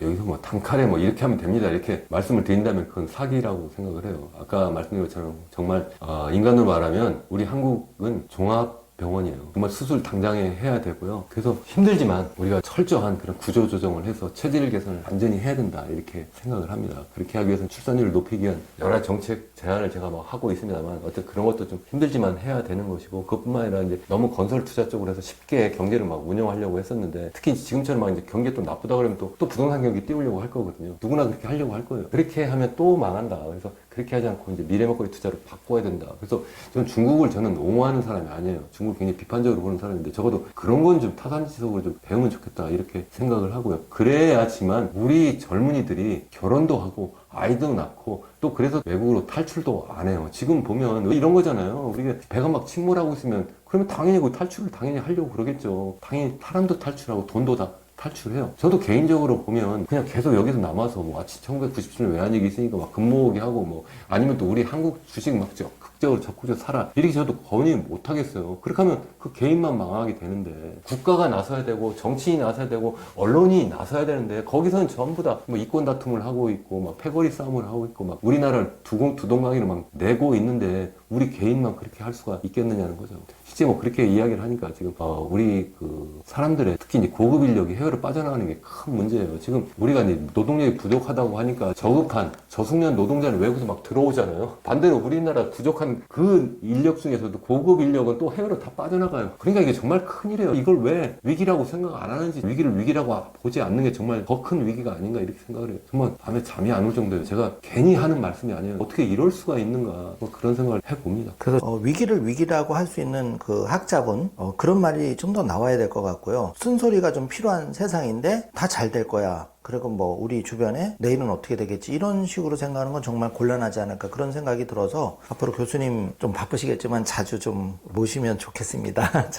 여섯 번째 질문인데 이제 요즘 관세 전쟁 때문에 굉장히 문제가 되고 있는데 일단은 그 트럼프 대통령 2기가 시작되면서 관세 전쟁이 지금 중국에는 145% 서로 이제 중국은 또 거기에 상응하는 125% 관세 이렇게 해서 맞 전쟁이 일어나면서 미중 간도 아니고 전 세계적으로 지금 관세 전쟁이 확전되고 있는데 일단 미국 트럼프 대통령이 이렇게 관세 전쟁을 하는 이유 그리고 중국이 여기에서 꼬리를 안 내리고 계속 이렇게 서로 강대강으로 나가는 미국과 중국의 속내는 어떤 게 있는지 1기와 비교해서 또 어떤 그 결론을 원하는지 그 부분을 좀 여쭤보고 싶습니다. 우리가 어떤 문제를 우리가 볼 때 저는 피상적인 문제로 접근하면 안 된다고 생각을 해요. 근본적인 문제가 뭐냐 또 이게 단기적으로 현재 진행되고 있는 것만 보면 안 된다고 생각하고 중장기적으로 과거에는 어땠고 또 그래서 현재는 어떻게 되는데 앞으로 어떻게 될 거냐 이렇게 좀 총체적으로 봐야 된다고 생각을 하는데요. 미국과 중국과 미국을 이렇게 놓고 보면 사실은 이제 2차 세계대전 이후에 전 세계 최고의 패권 국가로 계속 자리매김하고 있었던 나라가 당연히 미국이죠. 이제 미국인데 이제 중국이 계속 이제 따라잡으면서 몇 년 전부터 G2라고 하면서 이제 미국뿐만 아니라 중국이 이제 미국과 이제 결혼을 이런 상황이 된 거예요. G2라고 하는 말이 시작된 거 몇 년 되지도 않았어요. 근데 이제는 너무나 당연하게 이렇게 생각을 하잖아요. 근데 여기서 그냥 끝날 거냐? 그게 아니라 미국의 입장에서 생각하면 잘못하면 내가 패권의 자리를 내줄 수도 있겠구나 이렇게 이제 걱정을 하는 거예요. 마치 우리 뭐 중고등학교 다닐 때 한 학교에 보면 주먹이 있잖아요. 그렇죠. 주먹이 있는데 보니까 저기 새로 전학 온 애가 보니까 처음에는 그냥 대충 봤는데 보니까 자꾸 얘가 가서 뭐 저기 가서 뭐 태권도도 하고 뭐 격투기도 하고 막 계속 몸도 막 키워가고 또 실제 막 나이 들어가면서 얘가 막 나중에 보니까 나하고 거의 맞먹을 상대가 되는 거예요. 그러면 어떻게 되나요? 잘못하면 내가 질 수도 있는데 더 이상 크기 전에 쟤가 무릎을 꿇려야 되잖아요. 근데 그렇죠. 예. 그러한 상황이다 저는 그렇게 봐요. 사실 이건 뭐 제가 이제 우리 사람들 비유를 들었습니다만 이게 바로 유명한 투키디데스 함정이라는 거예요. 그러니까 실제 예전에 뭐 그리스 시대에 그 당시에 뭐 스파르타하고 아테네가 스파르타가 이제 당시에 이제 패권 국가고 이제 아테네가 새로 신흥 강대국으로 막 등장하니까 결국 둘이 붙어가 전쟁을 했잖아요. 그 당시 그런 전쟁이 막 이렇게 벌어지고 있는 상황을 이제 빗대어가지고 그런 상황이 계속 전개됐더라. 그래서 그 당시 그걸 갖다가 이제 분석한 연구한 그 그리스 역사학자가 이제 투키디데스인데 투키디데스 함정이다 이렇게 얘기를 하고 실제 뭐 앨리슨 그레함이라고 미국 하버드 대학 정치학과 교수가 그분이 이제 쓴 책인데 우리나라에도 번역되어 나왔습니다만 예정된 미래라고 하는 그 책에 보면 결국은 기존 강대국이 있는데 신흥 강대국이 등장하면 결국은 전쟁으로 갈 수밖에 없다. 그래서 지난 500년 동안 그러한 패권 경쟁이 무려 15번 있었는데 그 중에서 12번인가 그 정도는 실제 전쟁까지 하더라. 이렇게 이야기하면서 미중 간에도 그런 결국 전쟁이 예정될 수밖에 없다. 그러니까 그걸 피하기 위해서 어쩌어쩌 해야 된다. 뭐 그런 내용의 책인데요. 그래서 현재 상황이 그런 상황이다. 이게 단순하게 트럼프가 등장했기 때문에 그러니까 뭐 미국이 중국을 때린다. 그래서 트럼프 없어지면 그냥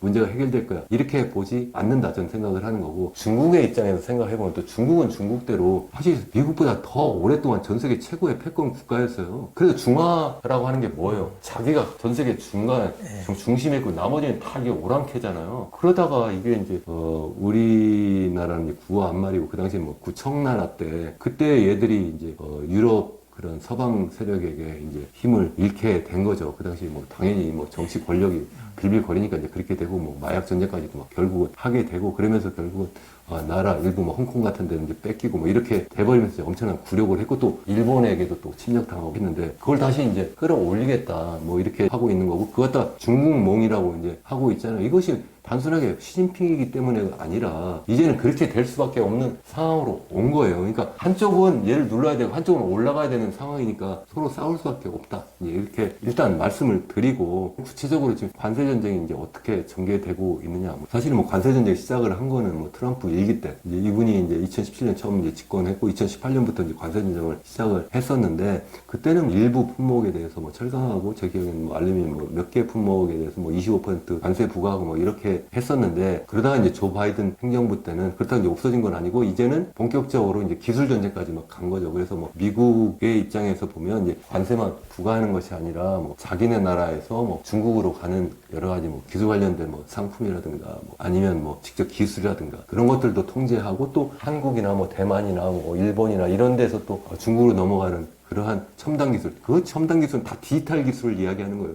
디지털 사회로 완전히 전환이 되니까. 요즘 왜 반도체 가지고 계속 싸워요? 디지털 사회의 핵심이 바로 반도체이기 때문에 그런 거잖아요. 어쨌든 그런 쪽으로 자꾸 양국 간의 그런 패권 전쟁이 계속 이제 되어 오다가 요즘에 와가지고 이제 트럼프 대통령이 일단 관세 전쟁부터 먼저 시작을 해서 뭐 계속 올렸잖아요. 처음에 뭐 25% 추가했다가 다시 또 뭐 145%까지 올렸고, 중국은 바로 맞받아쳐서 뭐 125%까지 했는데, 이게 그러면 뭐 0%로 떨어질 거냐? 절대 그렇게 되지는 않을 거라고 생각을 하고, 그리고 또 이제 관세 전쟁으로 끝날 거냐? 아닐 거라고 생각을 하고, 저는 예전부터 계속 말씀드렸는데 이제 남은 전쟁은 자본 전쟁이라고 저는 생각을 했어요. 그 자본 전쟁의 핵심은 바로 환율 전쟁이고, 또 실제 자본이 취하되었다가 어떻게 급격하게 빠져나가면서 그 나라의 자본 시장, 외환 시장을 교란하느냐 뭐 이런 문제인데, 제가 만약에 그 백악관 참모라면 그쪽으로 집중을 했을 것 같아요. 처음부터 그렇게 뭐 했을 텐데, 어쨌든 그쪽으로 지금 가고 있는 것이 아니냐. 실제 뭐 요새 뭐 말하려고 합의 뭐 이런 이야기를 많은 시청자분들도 들으셨을 텐데, 이 미국의 입장에 생각하면 일단 관세 전쟁으로 좀 시작을 해서, 관세 내가 세게 때릴 거야? 너 이거 맡기 싫으면 너 지금부터 나하고 그러면 협상을 하자. 여러 가지 방법이 있는데 그 중에 하나가 이제 너희들 통화 가치를 좀 높여라. 달러에 비해서. 그렇게 되면 당연히 예를 들어서 한국의 통화 가치를 높여버리면, 그럼 우리나라가 미국에 대해 수출하는데 아무래도 더 많이 못할 거 아니에요. 우리나라 상품 가격도 비싸지게 되니까. 그런 식의 합의를 뭐 특정한 한국만 하는 것이 아니라 뭐 중국하고도 하고 일본하고도 하고 대만하고도 하고 뭐 다 이렇게 하도록 한다는 그런 보관을 하고 있는데, 실제 최근에 대만하고 그러한 비슷한 협의가 있다는 그런 풍문 때문에 최근에 대만 달러 거의 10% 가까이 그냥 폭등을 했잖아요. 그러한 상황으로 계속 가고, 또 중국하고도 이제 곧 10일부터인가요? 방송이 나갈 때는 이미 시작했을 거라고 생각을 하는데, 미국과 이제 중국과 이제 본격적인 이제 협상이 진행되면 그 중에 중요한 주제 하나가 제가 볼 때는 환율 조정이라고 생각을 해요. 그래서 중국 위안화 가치를 높이려고 하는 그러한 요구를 좀 하지 않을까. 근데 그렇게 하면 이제 중국은 또 안 하려고 버티겠죠. 이제 그 이유는 마치 이제 1985년 플라자 협정에 학습 효과가 있기 때문에, 그 당시에 뭐 플라자 협정이라는 거 뭐 잘 아시는 것처럼 뭐 당시 미국이, 그 당시에는 닉슨이 대통령이었는데 그 당시에도 무역 적자가 너무 크니까 보니까 누가 제일 많이 흑자를 내느냐?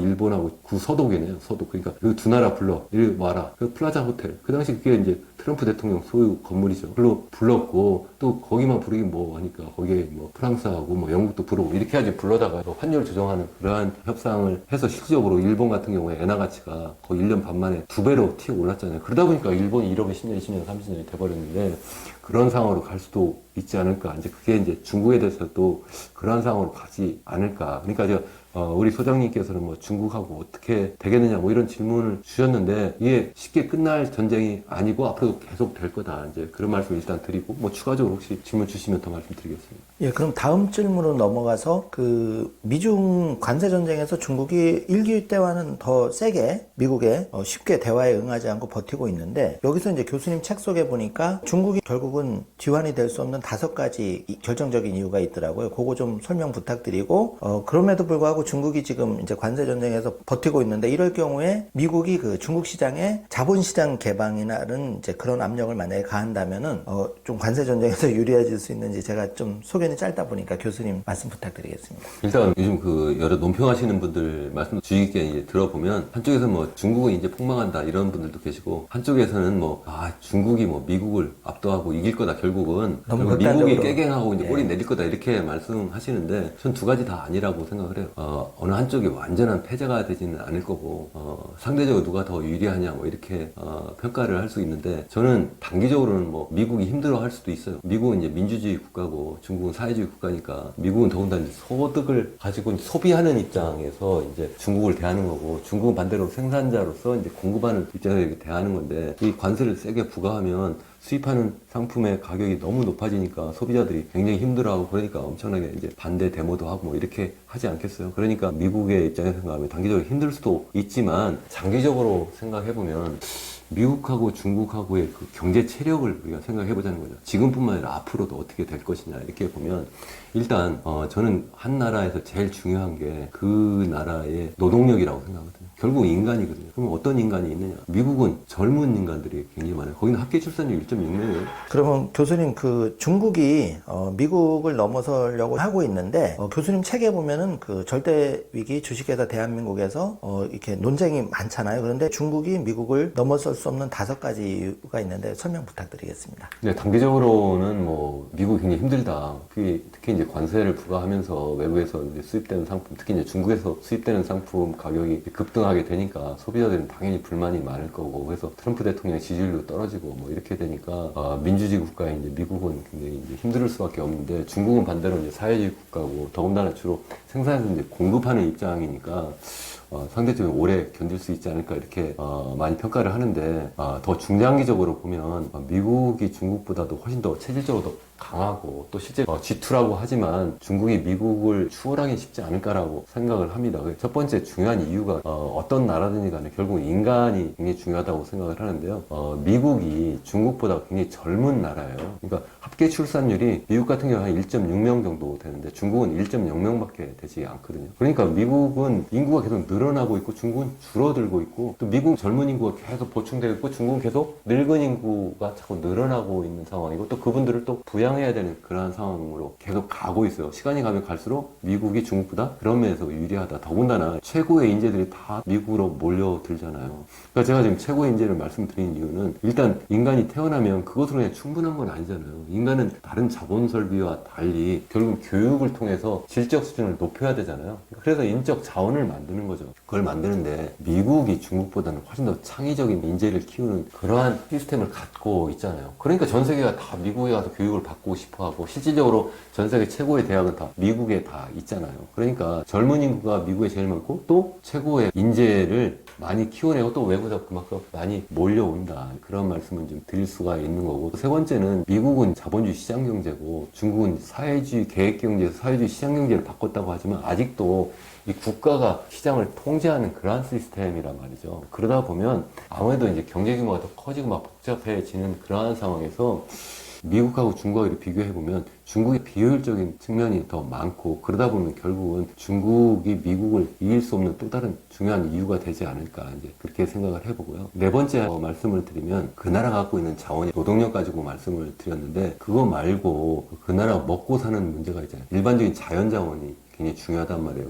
첫 번째 농산물이죠. 농산물을 생각해보면 전 세계 농산물을 제일 많이 생산해서 그 공급도 하는 나라가 어디냐면 미국이에요. 반대로 전 세계에서 제일 농산물 수출을 많이 하는 나라가 중국이에요. 그러니까 두 나라가 실제로 전쟁을 하게 되면 미국이 식량 공급을 제대로 안 하겠다 하면 그러면 중국은 굉장히 힘들 거다. 이게 생산만 그렇게 미국이 하는 게 아니라 실제 전 세계 최고의 농산물 거래를 하는 기업들은 대부분 미국 기업들이잖아요. 뭐 카길부터 시작해서 이런 기업들이 다 미국 기업들이기 때문에 중국이 식량 확보 측면에서 굉장히 불리하지 않을까. 또 한 가지 중요한 자원이 바로 에너지 자원이잖아요. 전 세계 에너지를 다 누가 제일 많이 공급해요? 당연히 또 미국이죠. 제일 많이 수요하는 데가 어디예요? 수입을 많이 하는 나라가 또 중국이에요. 물론 미국도 아직도 수입도 해요. 농산물도 수입하고 뭐 에너지도 수입하지만 맘만 먹으면 다 수출만 하고 다 자체 자급자족하고 또 외국의 그런 공급을 다 통제할 수 있는 그러한 상황이라는 거죠. 그러니까 그러한 측면에서도 중국이 미국보다 좀 불리하지 않을까 이렇게 생각을 하고 마지막 이제 다섯 번째는 지금 우리 인류가 이제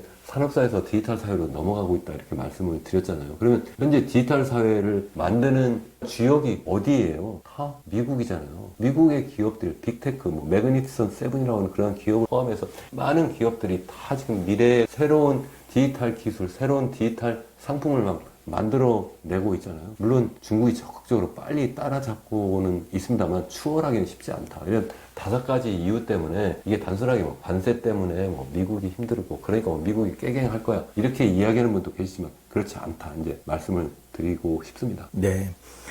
중국에 진출한 한국 기업이 그동안 소위 속된 말로 모두 털리고 나오는 이유는 무엇이고 거기에 따라서 중국하고 계속 앞으로 관계를 가져가야 될 텐데 대책은 무엇일까요? 그러니까 우리나라 기업들이 그동안 이제 국제 경쟁력 제대로 키우지 못한 게 이제 제일 큰 문제인데 물론 뭐 기업들만 책임져라 이렇게 할 수 없는 거죠. 우리나라의 정치권, 정부가 계속해서 제가 말씀드리지만 이 미래 먹거리 투자를 전부 다 하지 않고 그런 자원을 부동산으로 다 몰리도록 이렇게 정책을 그동안 써왔어요. 그러다 보니까 미래 먹거리 투자 재원이 없게 된 거예요. 쉽게 얘기하면 주식시장이 저평가되었다 이런 이야기를 많이 하잖아요. 저평가라는 건 무슨 얘기예요? 실제 가치보다 더 많이 가격이 싸다 뭐 이런 얘기인데 제가 볼 때는 그게 적정 가격이에요. 왜냐면 실제 우리 가계가 실제 그런 투자 자원을 갖고 있는 건데 가계의 투자 자산 중에 80%가 다 어디가 있어요? 주식시장에 가 있나요? 부동산 시장에 가 있잖아요. 미국은 반대예요. 주식시장에 돈이 가 있는 거예요. 우리는 반대로 주식시장이 아니라 부동산 시장에 가 있고 그것도 부족하니까 또 돈을 빌려다가 해요. 그 돈을 빌려다가 전부 부동산에 갖다 집어넣어 버리니까 당연히 이 주식시장에 주가가 오르지 않고 그러니까 기업들의 입장에서 생각하면 새로운 먹거리 투자, 새로운 기술 투자를 하기 위해서 뭐 증자도 하고 아니면 또 새로운 기업들이 거기에 들어가 가지고 새로 뭐 스타트업으로서 자금을 모아야 되는데 그걸 제대로 할 수 있는 여건이 안 된다는 거예요. 그러다 보니까 미래 기술을 만들지 못하고 미래 상품을 못 만드니까 이렇게 급변하는 디지털 사회로의 전환 상황에서 중국하고 경쟁해서 이길 수 없다는 거예요. 한때는 산업 사회에서는 우리나라가 먼저 산업화를 했기 때문에 미국뿐만 아니라 중국 기업들하고 경쟁할 때 상대적으로 우리가 더 유리하고 더 앞서갔지만 이젠 세상이 바뀌어가니까 지금 중국 기업들한테 다 밀리는 것들이 사실 디지털 분야도 다 밀리고 있어요. 뭐 태양광부터 시작해가지고 뭐 전기차라든가 아니면 뭐 각종 뭐 디지털 관련 기술들이 다 밀리고 마지막 남은 게 이제 반도체 정도인데 그것도 밀릴 가능성이 크다. 뭐 기왕 말이 나왔으니까 그리고 산업사회는 그래도 그러니까 우리가 계속 앞서갈 수 있을까? 그것도 아니라고 생각해요.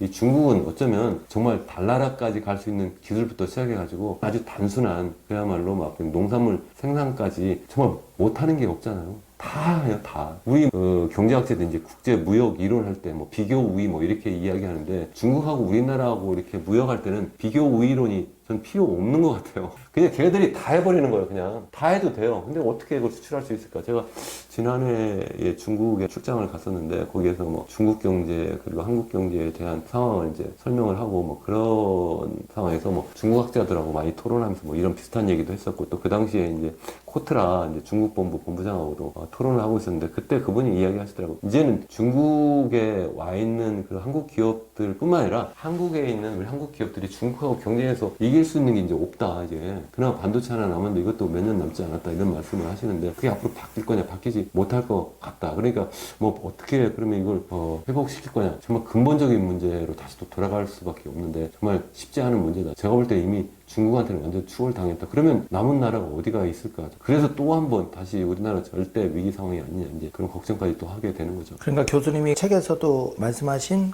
그런 대책으로의 일환으로 아예 그냥 AI에서 우리가 뒤처졌다면은 우리 노후 문제도 그 고령화에 따라서 문제가 되니까 아예 로봇 거기에 집중 투자를 한다든지 뭔가 이렇게 타겟을 정해서 선택과 집중을 하지 않으면 굉장히 위기가 있고 위기를 위기로 또 인식하지 못하는 그런 사회가 무감각해지는 게 더 큰 문제 같은데요. 좋은 말씀이라고 생각이 되고요. 자, 미국은 지금 그 달러 패권에 대해서 기축통화제를 계속 유지하고 싶어 하는데 현실적으로 그게 좀 어려워 보이는데 여기에 대해서 어떻게 생각하시는지와 만약에 비트코인 등 암호화폐가 그런 기축통화지위를 유지할 수 있는데 대안이 될 수 있는지 여쭤보고 싶습니다. 지금 미국의 기축통화 지위는 1945년 이제 2차 세계대전이 끝나고 나서부터 이제 계속되어 온 건데요. 그 당시에는 이제 전 세계 금의 뭐 무려 4분의 3 정도를 다 미국이 이제 확보하고 있었던 거예요. 이제 유럽 국가들은 이제 한때는 이제 부자였지만 이제 전쟁을 막 겪으면서 이제 전비로 돈을 다 써버리고, 그러니까 다 그 돈이 이제 전쟁에 처음에 참여하지 않았던 이제 미국으로 다 돌아오게 된 거죠. 그거 가지고 이제 전후에 이제 국제 금융 통화 시스템을 이제 만들 때에 그때 브레튼 우주 체제라는 걸 만들었잖아요. 그 브레튼 우주 체제가 바로 금환 본위 제도라고도 하고 달러 본위 제도라고 해요. 그러니까 달러를 기준으로 해서 전 세계가 통화를 운영을 하자. 그게 무슨 얘기냐면 금과 달러는 태환을 보장을 하고 나머지 통화는 굳이 금과 이렇게 뭐 태환을 보장할 수 있겠느냐. 이제 또 없으니까 그럼 어떡하느냐. 금과 태환을 보장하고 있는 달러와 고정 환율을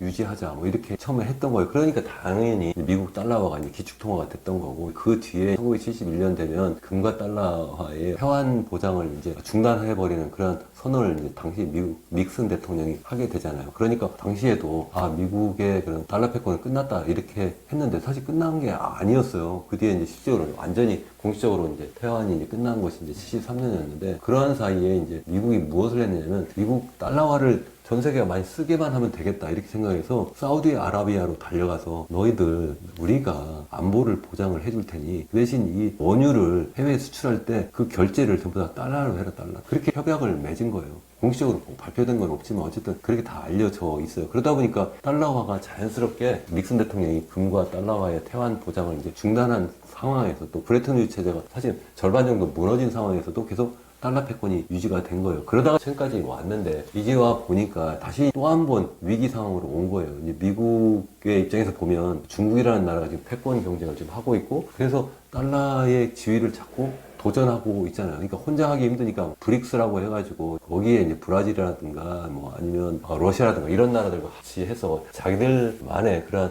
특별한 결제 시스템도 만들고, 현재 전 세계 스위프트라고 하는 그런 국제 결제 시스템, 그 달러 기반으로 해서 하고 있는데, 그거 말고도 뭐 브릭스 페이다 뭐 해가지고 자기들끼리 따로 결제 시스템도 만들고, 그게 아니라고 해도 중국 위안화의 어떤 국제화를 자꾸 하려고 하는 노력을 하니까 미국의 입장에서 생각하면 좀 불안해질 수가 있는 거죠. 그렇지만 아직 무너진 상황은 아니에요. 전 세계 무역 결제의 90% 가까이가 아직도 다 달러를 가지고 하고 있거든요. 다만 좀 줄어든 것이 외환 보유고 중에 달러 비중이 좀 많이 줄어든 건 사실이에요. 한때는 뭐 50%, 60% 근처 사이였는데 그것이 40% 초반으로 좀 많이 떨어지긴 했지만, 그것보다도 더 중요한 것이 거래할 때 그 매개 수단이 무엇이냐인데 아직도 계속 달러를 가지고 했다는 거죠. 제가 앞서 한번 말씀드린 것처럼 통화라는 게 결국 뭐냐, 일단 거래 중개 수단이 무엇냐인데 그게 이루어지면 그게 통화잖아요. 그러니까 전 세계 통화는 지금 달러인 거예요. 달러 가지고 이렇게 하고 있는 게 달러 패권이 계속 유지가 된다. 그래도 어쨌든 미국의 입장에서 생각하면 좀 불안하다. 특히 그것 말고 또 하나 이제 그 미국 달러 패권에 이제 도전하는 것이 바로 이제 디지털 화폐라고 이제 보는 거죠. 이 전 세계가 디지털 화폐를 너무 많이 쓰게 되면, 그러면 아까 제가 스위프트 시스템을 말씀을 드렸습니다만 굳이 스위프트 시스템을 뭐 이용을 해요. 그냥 비트코인 가지고 직접 거래를 할 수도 있는 거잖아요. 뭐 그렇게 해버린다든가, 아니면 요즘에 스테이블 코인도 많이 등장하고 있는데 뭐 USDT나 USDC 이런 것이 등장하게 되면 그걸 이용해서 자기들 결제를 해버리면 굳이 달러를 중간에 매개 수단을 쓸 필요가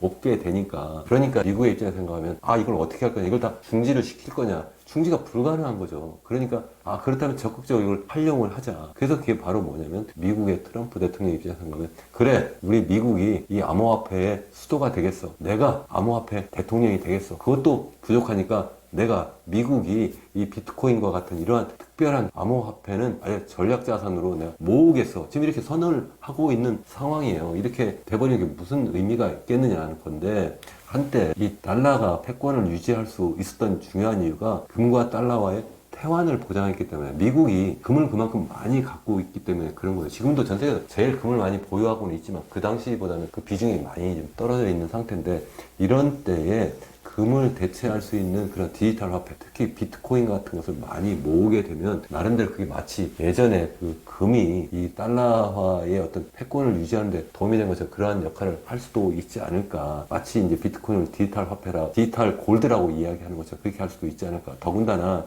미국의 달러 패권을 위협하는 중요한 내부적인 이유가 바로 미국의 재정 적자거든요. 미국 재정 적자가 GDP 대비로 무려 123% 정도 되는데 정말 많은 상황이에요. 이렇게 많은데 이걸 어떻게 줄일 거냐. 그 중에 하나가 제가 전략자산 말씀드렸는데, 이걸 계속 전략자산을 모으면 그러면은 이게 나중에 비트코인 가격이 많이 올라가면 일정 부분 갚을 수도 있고 갚지 않더라도 그걸 갖고 있으니까 그게 하나의 지렛대, 레버리지가 되니까 미국의 달러 패권을 좀 유지할 수 있지 않을까 뭐 이렇게 보는 것도 있고 또 제가 채권 미국 국채를 말씀을 드렸습니다만 뭐 USDT 이런 거 대표적으로 예를 들어서 그걸 판매를 한 기업이 그러면 이제 사실 디지털 신호 하나 팔고 그냥 달러를 모은 거잖아요. 내가 10만 불어치 내가 USDT를 바꿔주면 1대1로 이제 교환이 되고 있으니까 그러면 10만 불 가지고 뭘 하겠어요. 자기들은 뭔가 운영을 하고 수익을 남겨야 되는데 그러니까 지금 8, 90%는 다 미국 국채를 사고 있는 거예요. 그러니까 미국 대통령은 더 적극적으로 자기네 스테이블 코인을 더 많이 만들 수 있도록 그런 기업들도 추가적으로 또 자꾸 등장을 시키고 있는 그런 상황인데 그래서 미국의 그 국채 수요를 더 만들어내는 아주 중요한 방법으로서 이러한 디지털 화폐를 활용하고 있는 거죠. 특히 요즘에 이제 중국 같은 경우에 미국 국채 투자를 많이 지금 줄여가고 있잖아요. 그러니까 대체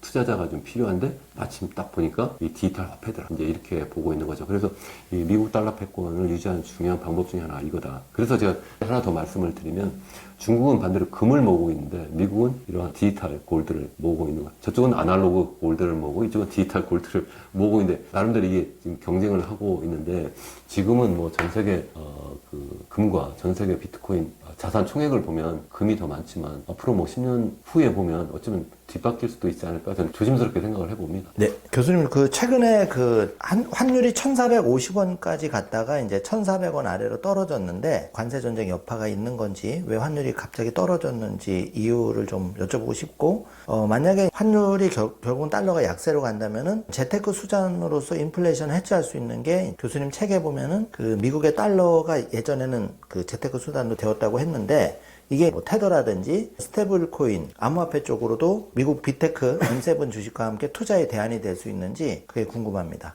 제가 볼 때는 이제 그 항상 말씀드리지만 뭐 단기적인 측면에서도 봐야 되고 장기적인 측면에서도 봐야 되는데 일단 장기적인 추세부터 말씀을 드려볼게요. 우리나라의 그 대미 달러 환율은 그러니까 1달러당 우리나라의 원화 가치는 뭐 잘 아시겠습니다만 1990년대만 하더라도 이게 700원, 800원 그 사이였어요. 그러다가 800원 초반까지 있다가 이제 97년 외환위기 때 갑자기 2,000원 근처까지도 간 적이 있었죠. 그러다 다시 좀 떨어졌는데 그 뒤에도 얘가 계속 이제 상향을 해 왔어요. 그래서 장기적인 추세를 보면 거의 이렇게 일직선으로 올라가요. 그게 무슨 말씀이냐면 우리나라의 원화 가치는 달러에 비해서는 좀 상대적으로 좀 더 가치가 좀 약하다. 그러니까 똑같은 자산을 우리가 갖고 있다고 한다면 그 두 자산의 가치는 올라가지 않는다면 단순하게 그 달러 가치가 더 높기 때문에 우리나라 입장에서 가면 미국에 투자한 것이 더 유리할 수 있다는 거죠. 이제 그게 장기적으로도 그럴 수 있다. 저는 이제 그렇게 보는데 다만 그렇게 된 이유는 당연히 이제 두 나라의 경제 체력이기 때문에 그래요. 제가 앞서도 잠깐 말씀드린 것처럼 우리나라의 GDP 잠재 성장률은 뭐 70년대 중반만 해도 뭐 이게 거의 뭐 두 자릿수였는데 계속 미끄럼을 타서 이제 2% 밑으로 떨어졌고 앞으로 1% 밑으로 떨어지고 이제 0% 밑으로 떨어질 겁니다. 이렇게 말씀을 드리고 있는데 미국은 그때나 지금이나 계속 2.5%예요. 평균 경제 성장률이. 물론 사이클은 있죠. 비즈니스 사이클이 있는데 계속 강한 경제 성장을 하고 있기 때문에 미국과 우리나라 이 두 나라 통화만 이렇게 비교해보면 우리나라 통화가 더 상대적으로 강해지기는 쉽지 않다. 다만 마치 그 1985년 플라자 협정처럼 미국이 적극적으로 뭐 말하려고 그 합의를 이끌어낸다면 그게 뭐 전체 국가가 아니라 뭐 특정 국가하고라도 미국의 통화 가치, 미국의 달러 가치를 뭐 의도적으로 떨어뜨리려고 하는 그러한 노력을 하면 우리나라 원화 가치가 단기적으로 좀 더 높아질 수도 있지 않을까. 그래서 말씀하신 것처럼 최근에 환율이 많이 떨어졌잖아요. 그러니까 우리의 원화 가치가 거의 막 7, 8% 이렇게 튀어 올랐는데 뭐 한 이틀 사이에 이거는 정말 엄청난 기록이에요. 어떻게 이렇게 환율이 그렇게 막 몇 %씩 하루에 0. 몇 % 이렇게 오르고 내리고 하는 게 정상인데 이건 정말 기록인데 이렇게까지 될 거라고 전 예상을 못했는데 그게 여러 가지 이야기를 이제 사후적으로 하는데 미국하고 중국이 이제 본격적으로 뭐 드디어 관세 협상을 시작을 하니까 적어도 현재 벌어지고 있는 이러한 상황이 좀 안정적인 상황으로 좀 전개되지 않을까 뭐 그러한 이야기도 하고 있고 또 한편으로는 지금 뭐 대만하고 이미 지금 양자간의 협상을 뭐 최근에 막 했는데 또 계속 이제 더 진행이 되겠죠. 거기에 나올 이야기 중에 하나가 미국의 입장에서 보면 대만이 무역 흑자를 많이 보게 되니까 미국이 이제 강력하게 대만 달러 그러니까 타이완 달러를 더 가치를 높여라. 그러니까 미국의 달러 가치를 떨어뜨리고 대만 달러 가치는 높여라 이렇게 요구를 했다는 그런 이야기가 있어. 그러면 당연히 우리나라 입장에서 보면 같이 동반해서 움직일 수밖에 없는 거예요. 비슷한 입장에서 이제 주변 국가들이 다. 그래서 사실은 한국뿐만 아니라 동아시아 국가들에 대한 통화가치가 전반적으로 달러에 비해서 다 이렇게 올라가 버렸잖아요. 어쨌든 뭐 그러한 상황인데 이제 앞으로 과연 계속 그렇게 될 거냐? 그건 한국은행 총재도 최근 인터뷰에서 이야기를 했습니다만 기자회견에서 그건 장기적으로는 더 올라갈 것 같은데 단기적으로는 어떻게 될지 모른다. 사실 그 잘 몰라요. 저도 정확하게 그걸 예측을 하면 거기에 그냥 뭐 제 재산 전부 다 갖다 털어 넣겠죠. 그러니까 누가 그렇게 뭐 이건 앞으로 올라갈 겁니다, 내려갈 겁니다 이렇게 단언을 하면 그건 저는 그분은 사기꾼에 가깝다 이렇게 생각을 하는 사람인데 어쨌든 시청하시는 분들은 스스로 이제 판단해야 될 문제인데 어쨌든 장기적으로는 적어도 맞출 수 있는데 단기적으로 어떻게 되는지 잘 모르겠다. 다만 소장님께서 질문 주신 그 내용으로 그렇다면 어떤 자산에 투자를 해야 되겠느냐 뭐 이런 건데 제가 볼 때는 미국 경제 전반적으로 나쁘고 앞으로 기준금리를 결국은 낮출 수밖에 없을 것 같아요. 미국의 그 지금 인플레이션 걱정이고 뭐 거기에다가 또 경기는 나쁘고 뭐 그러니까 스태그플레이션 현상으로 뭐 갈 수도 있지 않을까 뭐 그래서 최근에 기준금리를 동결을 했잖아요. 사실은 제가 이 녹화하기 직전에 오전에 그 SBS BG에서 바로 미국의 기준금리 동결하고 그래서 한국의 기준금리 어떻게 될 것이냐 뭐 이런 대담을 하다 왔는데 결국 제가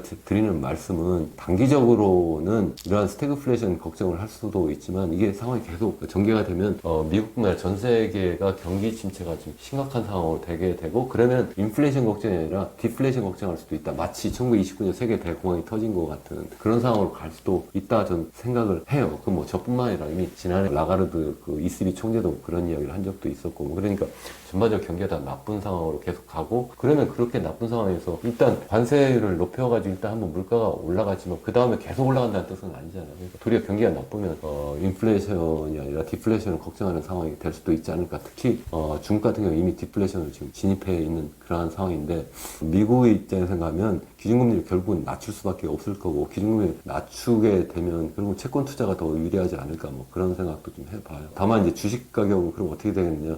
일부에서는 뭐 기준금리를 막 낮추니까 주식 가격이 막 뜰 거야 이렇게 말씀하시는 분들도 계신데 저는 그렇게 움직이지 않는다고 생각을 해요. 역사적으로 보면 기준금리 낮출 때는 그때는 경기가 대부분 나쁠 때고 주식 가격이 대부분 떨어지고 있을 때예요. 그때 기준금리를 막 낮추고 있고 뭐 좀 더 지나면 다시 이제 주식 가격이 올라갈 수도 있겠습니다만 그 어떤 시차가 좀 존재한다 이렇게 생각을 하고 있고 또 그리고 여러 가지 대체 자산 생각해 볼 수 있지 않을까 그렇게 생각을 하고 있습니다. 예, 교수님 그 오랫동안 해외에서도 연구하시고 또 그 경제 전문가로서 강의도 많이 하셨는데 우리나라 50대 기준으로 20대 자녀를 둔 부모 또 자녀에게 대해서 취업도 어렵다. 여러 가지 직장만도 어렵다. 자, 이런 경우를 가정을 해서 경제 독립을 위해서 그 부모로서 현실적으로 내 자녀에게 조언과 이제 실천 방안을 제시해 준다면 교수님이 생각하시는 어떤 방안이 있으실까요? 제가 주로 대학에서 이제 강의하면서 저희 학생들한테 많이 하는 이야기인데요. 제가 학생들한테 얘기하기를 해요. 학교에서 배우는 특히 교과서를 가지고 공부하는 내용은 이거는 정말 옛날 거다. 옛날 지식이다.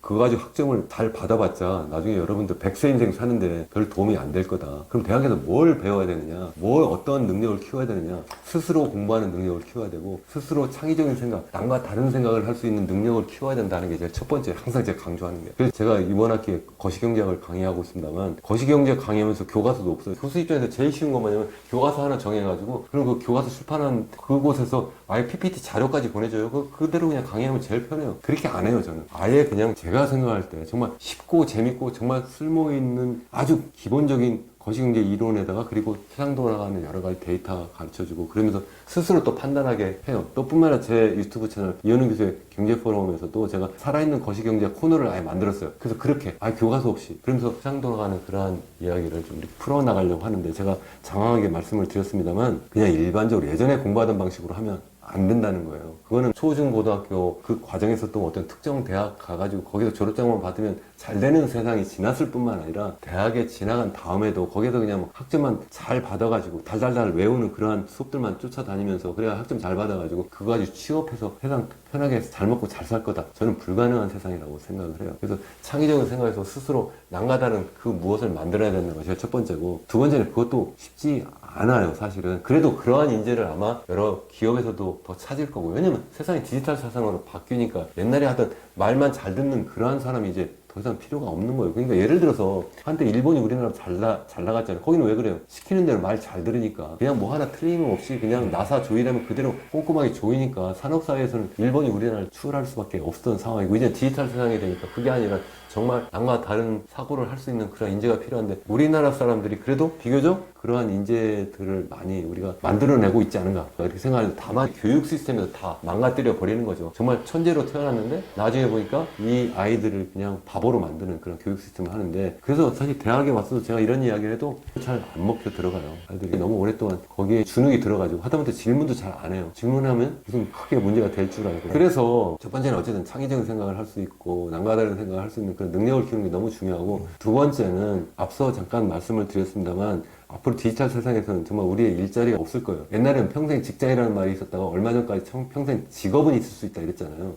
직장은 없어지면 틀림없고, 직업이라고 하면 그래서 요즘 의대라든가 아니면 법대라든가 이런 게 있는 거예요. 적어도 평생 먹고 살 줄 알고. 근데 사실은 여러분 생각해보세요. 뭐 법이라든가 아니면 뭐 의사들이 하는 그 전문 지식, 이거 AI가 더 잘할 수도 있어요. 이것도 규제를 풀면 금방 대체될 수도 있다는 거예요. 그래서 제가 볼 땐 평생 직장뿐만 아니라 평생 직업도 없어질 수 있다. 그러니까 결국 남은 것은 소수의 디지털 혁명을 이끌어 나가는 그 기업들이 세상을 주도할 것이다. 그래서 거기에 올라타야 된다. 그 올라타는 거는 내가 직접 그런 회사를 만들어도 되고, 아니 거기 취업하는 것도 있지만 그 회사의 주인이 되자 계속 말씀드리는 거예요. 그래서 그러한 기업들을 우리가 선별해서 거기에 주식을 사게 되면 그 회사의 주주가 되는 거고 주인이 되는 거잖아요. 그러면 내가 고등학교, 대학교 계속 이렇게 성장하면서 내가 조금씩 용돈의 일부라도 커피값이라도 계속 그걸 사 모으면 내가 나중에 큰 디지털 자산가가 될 수도 있다는 거고요. 뿐만 아니라 제가 앞서 말씀드린 것처럼 뭐 디지털 화폐도 일부 관심을 갖는 것도 중요하다. 다만 이거를 제가 계속 말씀드리지만 그냥 단기적으로 투기해가 일확천금을 노리려고 하면 잠깐 성공할 수는 있겠지만 나중에 정말 이생만 한다. 그렇게 하면 정말 안 된다 이렇게 생각을 해요. 그래서 우리 학생들한테도 그런 주식 좀 사봐라. 비트코인도 좀 관심 갖고 그냥 커피값만큼이라도 한번 사봐라 이렇게 하는데 잘 안 해요.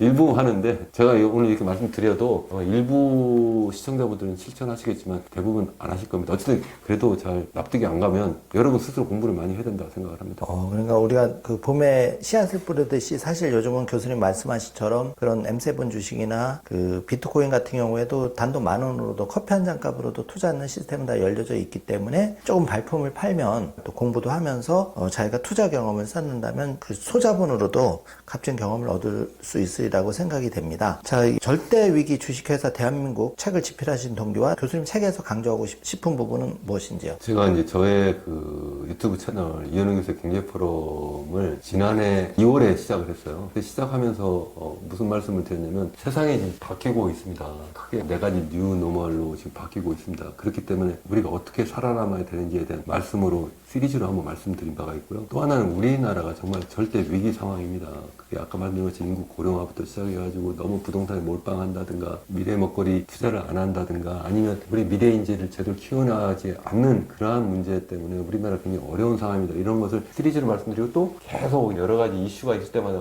그러한 말씀을 계속 드렸어요. 그래서 계속 축적이 되다 보니까 이걸 가지고 한번 잘 정리를 해서 말씀을 좀 더 소상하게 드려야 되겠다. 왜냐면 유튜브 채널이나 여기저기 방송에 나가서 말씀드리는 건 너무 단편적이잖아요. 그래서 종합적으로 좀 정리해서 말씀을 드리면 좋지 않을까 이렇게 생각을 했어요. 사실은 제가 평생 대학에 있으면서 순수 학문 연구는 저는 다른 어떤 경제학자하고도 이렇게 비교해서 이렇게 뒤처지 않는다고 생각을 해요. 사실 랭킹이 있어요. 한국의 경제학자들 하면 연구 실적으로 전 세계 최고의 SACI 저널부터 해가지고 얼마나 많이 그걸 출판을 하고 거기서 얼마나 많이 평가를 받느냐 랭킹을 막 매기는 게 있어요. 우리나라 한 10,000명 정도 이상 이렇게 경제학자 교수들이 있을 거라고 생각하는데 최소한 저는 몇십 등을 합니다. 굉장히 제가 실적이 좋은 편인데 대단하십니다. 그래서 아닙니다. 제가 자랑하려고 하는 것이 아니라 그런데 이제는 나이가 들고 하다 보니까 일반인 대상으로 이걸 좀 더 이제 효용성 있게 해야 되겠다 해서 제가 2020년 코로나 팬데믹 막 터질 때 그때 제가 처음 출판한 책이 코로나 이후의 새로운 세계거든요. 그 당시에도 코로나 막 터지고 그래서 집에서 일해야 되고 학교도 못 가고 이런 상황이 이게 뭐지? 또 전 세계가 막 세계화가 아니라 탈세계로 막 전환되는 때 그때 그 책을 출판했었고 그 다음에 2022년에 예정된 미래라는 책을 썼었어요. 그래서 부제가 이제 4가지 뉴 노멀과 제4일이라고 하는 거였는데 그게 바로 좀 전에 말씀드린 것처럼 인류가 이렇게 거대한 변혁을 하고 있습니다. 그러니까 우리가 어떻게 살아야 되는지 이렇게 말씀을 드리고 그걸 갖다가 영문으로도 외국에 출판한 적이 있었는데 그 책의 연장선상으로 이번에 쓴 것이 한국 책으로만 따지면 3번째 시리즈가 되는 거죠. 그래서 이번에 쓴 건 절대 위기 주식회사 대한민국. 지난번 거는 전 세계 인류를 대상으로 썼다면 이건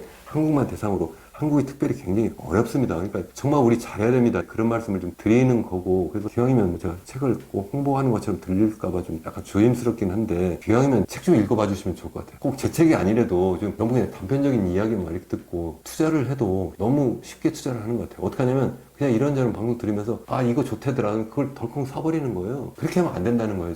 저는 경제학을 평생 공부를 하고 여러 방송도 좀 하고 있으니까 다른 분들이 뭐라고 하는가도 잘 들어보거든요. 그럼 주식이나 아니면 뭐 부동산 이렇게 하시는 분 이렇게 들어보면 어떤 분들은 굉장히 저도 많이 배워요. 어떤 분들은 제가 볼 때 어떻게 저렇게 말씀을 하시지 뭐 이렇게 잘못하면 사람들이 크게 저것 때문에 당할 수도 있겠다 이런 걱정을 좀 하거든요. 그래서 여러분이 제 말씀도 100% 믿지 마시고 그런 분들도 말씀 100% 믿지 마시고 스스로 자기 실력을 좀 키워서 스스로 공부해서 스스로 좀 판단을 하고 좀 투자를 해야 된다. 특히 투자를 해야 된다 이렇게 계속 제가 말씀을 드린 이유는 예전에는 그냥 월급 가지고 살았어요. 평생 직장일 때는. 이제는 그게 안 되는 세상이에요. 그래서 여러분들 지금 연세 드신 분들도 마찬가지예요. 또 여러분들 자녀들에게 특히 그걸 꼭 전달을 하셔야 돼요. 아 이제는 월급 가지고 못 산다 이거. 앞으로 세상이 바뀌었다 하는 말씀을 꼭 전달해 주시고 기왕이면 여기 지금 이러한 채널 좀 여러분만 보지 마시고 여러분 주위의 분들께도 좀 공유해 주시고 기왕 또 책도 좀 보시고 또 많이 또 권해주시면 좋지 않을까 이런 생각도 해봅니다. 저희 3.1TV에 정말 교수님의 그 인사이트 해안을 듣는 시간을 가지게 돼서 정말 감사드리고 지금은 이제 경제, 돈 문제가 굉장히 중요한 문제로 떠올랐는데 교수님은 유수의 학회 굉장히 많이 논문도 제출하신 걸로 알고 있고 연구도 많이 하신 걸로 알고 있는데 교수님의 인생 스토리가 조금 궁금하고 앞으로 그 제4의 길 연구소까지 설립을 하셨는데 교수님의 꿈, 인생 후반전 이게 어떤 게 있으실지 궁금합니다.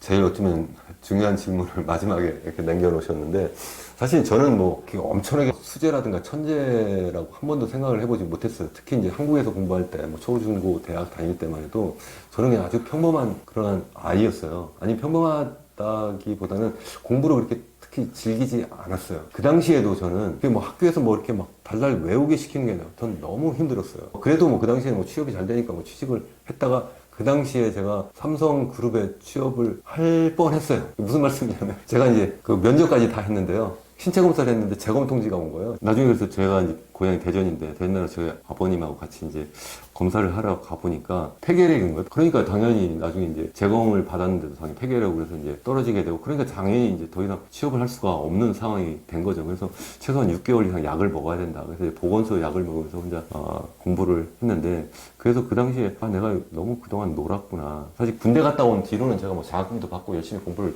잘한 편이긴 했습니다만 전반적으로 제 평점도 굉장히 낮은 상태인데 그래 공부가 또 재밌더라고요. 혼자 할 일도 없고 그러니까 그래서 혼자 토플 공부하고 혼자 GRE 공부하고 미국 대학들 다 찾아가지고 그 당시에는 뭐 지금처럼 인터넷도 있는 것도 아니고 유학원도 제가 다녀본 적이 없어요. 혼자 편지도 쓰고 이래가지고 원서를 내가지고 대학을 딱 갔어요. 그 당시에 저희 집도 돈도 없고 그래서 주로 주립대 11군데인가 이렇게 제가 원서를 냈더니 그때 7, 8군데에서 합격 통지가 왔더라고요. 그것도 박사과정으로 바로 냈어요. 저는 석박사 구분도 잘 못했어요. 학부만 딱 졸업하고. 네. 그 당시 왜 그러면 주립대를 했느냐. 한국도 보면 국립대가 더 싸니까. 우리 아버지 부모님이 가난한 집안이에요. 그러니까 돈을 대주실 분도 아니고 그러니까 사립대는 꿈도 못 꾸고 주립대만 했는데 그런데 의외로 거기다 스토리를 제가 썼어요. 뭘 썼냐면 저를 평균으로 보지 마시고 저의 추이를 봐라. 제가 계속 추이를 많이 말씀드려요.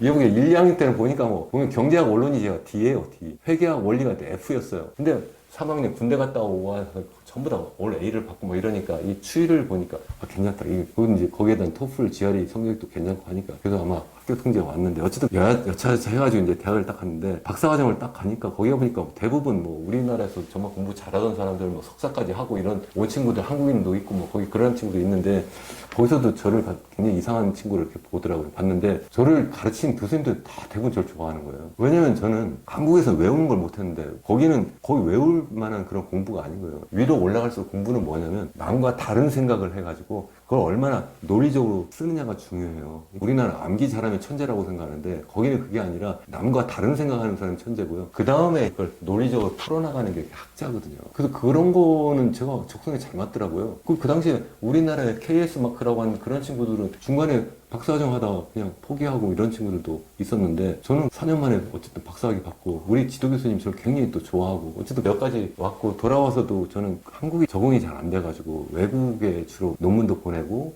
제가 90년에 강원대학교에 부임했는데 논문 이런 거 뭔지 교수들도 잘 관심도 없고 논문 그냥 박사과정 때 하나 썼으면 그게 끝인가 이렇게 했는데 저는 국내가 아니라 해외 당시에도 제일 좋은 논문 쓰고 그래서 국제경제 무역 분야에 저 이름을 모르면 거의 간첩이에요 사실은. 제가 그 당시에 제일 좋은 그런 저널에 논문을 많이 이렇게 내게 되니까 자연스럽게 제가 자리를 이렇게 잡게 되었고 또 그러다 보니까 제가 해외 대학에 가서 또 강의도 많이 하고 또 제가 예전에 UN 에스캅에 거기 정식 직원으로 선임 환경관으로 일도 하고 또 제가 강원대 휴직하고 에이펙 사무국에 가서 또 일도 하고 뭐 이렇게 하면서 다양한 경험을 좀 많이 해왔던 것 같아요. 저는 이렇게 유튜브 하면서 경제 시황이나 전달하고 이런 건 저는 관심이 없어요. 그거는 그냥 젊은 분들이 증권회사 직원들이 그냥 하시면 되는 거고 아니 기자들이 하면 되는 거고 더 깊이 있는 거. 왜 한국이 왜 이러냐. 그래서 한국 좀 살려야 되겠다는 게 첫 번째고 두 번째는 우리 인류를 좀 살려야 되겠다. 절대위기 주식회사 대한민국은 한국을 좀 살리자 하는 게 제 첫 번째 중요한 목적이고요. 그걸 위해서 저는 열심히 하겠다 하는 거고 두 번째는 우리 인류를 살려야 되겠다. 그래서 제가 현재 최근에 등록한 그 연구소 이름이 제사의 길 연구소예요. 제사의 길 연구소인데 그 제사의 길이 아까 말씀드린 네 가지 뉴 노멀이잖아요. 그 네 가지 뉴 노멀이 우리 인류에게 다 축복이 아니라 재앙이에요. 뭐 디지털 사회로 전환한다든가 아니 노인 사회로 간다든가 아니면 완전히 양극화로 옛날에 불평등 사회가 아니라 완전히 양극화 불평등 이렇게 계단이 있었는데 둘로 완전히 나눠져 버렸어요. 그리고 마지막에 기후위기 이런 게 있는데 이것을 그러면 어떻게 극복해야 될 거냐. 제1의 길, 자본주의 시장경제로 극복할 수 있느냐는 거예요. 산업혁명 이후에 그게 주도적인 그런 이데올로기는 그거 안 된다. 그러니까 이제 사회주의, 제2의 길이 등장했는데 그거는 더 심한 독재고 더 비효율적이고 그러니까 스스로 자멸했잖아요. 그러니까 이제 90년대 이제 중반에 이제 토니 블레어 영국 수상이죠. 그러한 분이 이제 제3의 길을 이제 주창을 했는데 그것도 요새는 이제 사라져 버렸어요. 그게 아니라 그것마저도 뛰어넘는 새로운 이데올로기를 만들어야 되겠다. 그게 제4의 길이에요. 이현은 교수가 한국인이 만들었어요. 그래서 이걸 가지고 전 세계를 내가 다니면서 이야기를 해야 되겠다. 그래서 지난해 제가 큰 학회에 가서 제가 발표한 바도 있고 제가 지금 책 하나를 또 인쇄를 지금 하고 있는 중이에요. 그게 The World Scientific Publishing Company라고 외국 출판사예요. 영어로 나오는. 그 책 제목이 바로 Four New Normal, Sustainable Development and the Fourth Way. 그러니까 네 가지 뉴 노멀, 지속 가능한 발전 그리고 제사의 길. 이런 책이에요. 이렇게 얘기하면 한국 사람들이 대부분 무슨 지금 뭐야 한국에 제가 새로운 이데올로기를 만들어? 이데올로기를 다 이게 유럽 사람이 만든 거예요. 그동안 이렇게 먹고 살았는데 다 문제를 만들어내기도 했어요. 잘 먹고 잘 살았지만 또 실제 양극화도 불러오고 또 기후위기도 불러오고 이걸 극복하는 새로운 길을 찾겠다. 그게 제사의 길이다. 여러분도 관심을 좀 가져주시면 좋을 것 같아요. 물론 이게 사실 2022년 출판한 예정된 미래의 부제가 바로 이거예요. 거기 제가 말씀드린 Four New Normals하고 그리고 또 그리고 이제 The Fourth Way 제사의 길이라고 했잖아요. 그래서 제 연구소 제목도 제사의 길 연구소 The Fourth Way Institute 그리고 영어로 나오는 책도 그래서 그 주제로 되어 있다. 그래서 그걸 가지고 제가 전 세계 다니면서 마치 우리 K-푸드라든가 K-뮤직이라든가 K-드라마라든가 이렇게 K-한류를 전 세계에 퍼뜨리는 것처럼 K-이데올로기도 할 수가 있잖아요. 저는 그걸 해야 되겠다. 그게 저의 남은 인생의 미션이라고 저는 생각을 하고 있습니다. 정말 대단하십니다. 교수님께서 그렇게 정말 K 콘텐츠처럼 한국이 자신감을 가지고 우리가 이렇게 전 세계적으로 이제 대변혁기에 교수님이 그 오랫동안 연구하신 그런 경험과 노하우를 집약시킨 그런 제사의 길, 저도 관심이 많고 출간하면 또 한번 보시기로 하고, 요거는 마지막 정말 돌발 질문인데요. 이제 대한민국이 6월 달이면 또 새로운 대통령이 탄생할 거고 그러는데 교수님이 이제 국제통상 부분에서 오랫동안 연구하셨기 때문에 그 한국의 위기 상황을 누구보다 잘 알고 계신데 정말 내가 뭐 대통령이라면 아니면 자문을 해준다면 실질적인 액션 플랜으로 한 3가지에서 5가지 이거는 꼭 요 짧은 5년 임기 안에 반드시 요거는 해야 되겠다 이런 게 있을까요? 제가 생각할 때는 처음 제가 말씀을 시작할 때 제 채널에서 이번에 대통령 선거를 앞두고 1년의 시리즈로 지금 정책 공약을 이걸 해야 된다 이렇게 말씀을 드린다고 했잖아요. 핵심은 뭐냐면 우리나라가 이렇게 계속 위기라고 이야기를 하는 이유는 우리나라의 성장 잠재력이 계속 추락하는 것 때문에 그렇다. 물론 뭐 GDP만 중요한 건 아니에요. 사회 양극화, 기후 위기 이런 것도 굉장히 중요한데 일단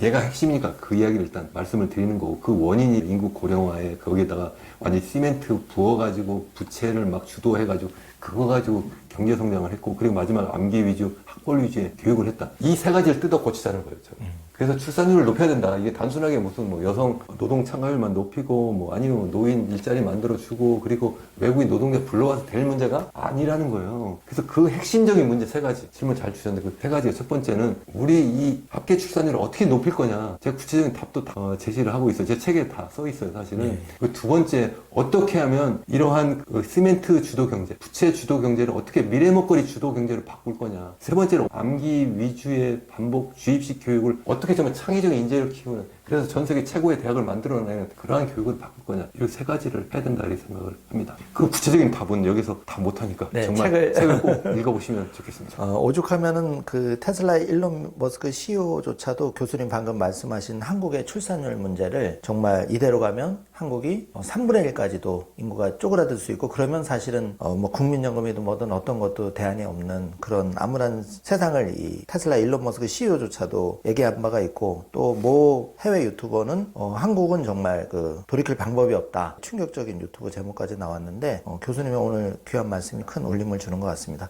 바쁘시지만 다음에 꼭 한번 다시 모시기로 하고 오늘 출연해 주셔서 감사합니다. 네, 여러분 감사합니다.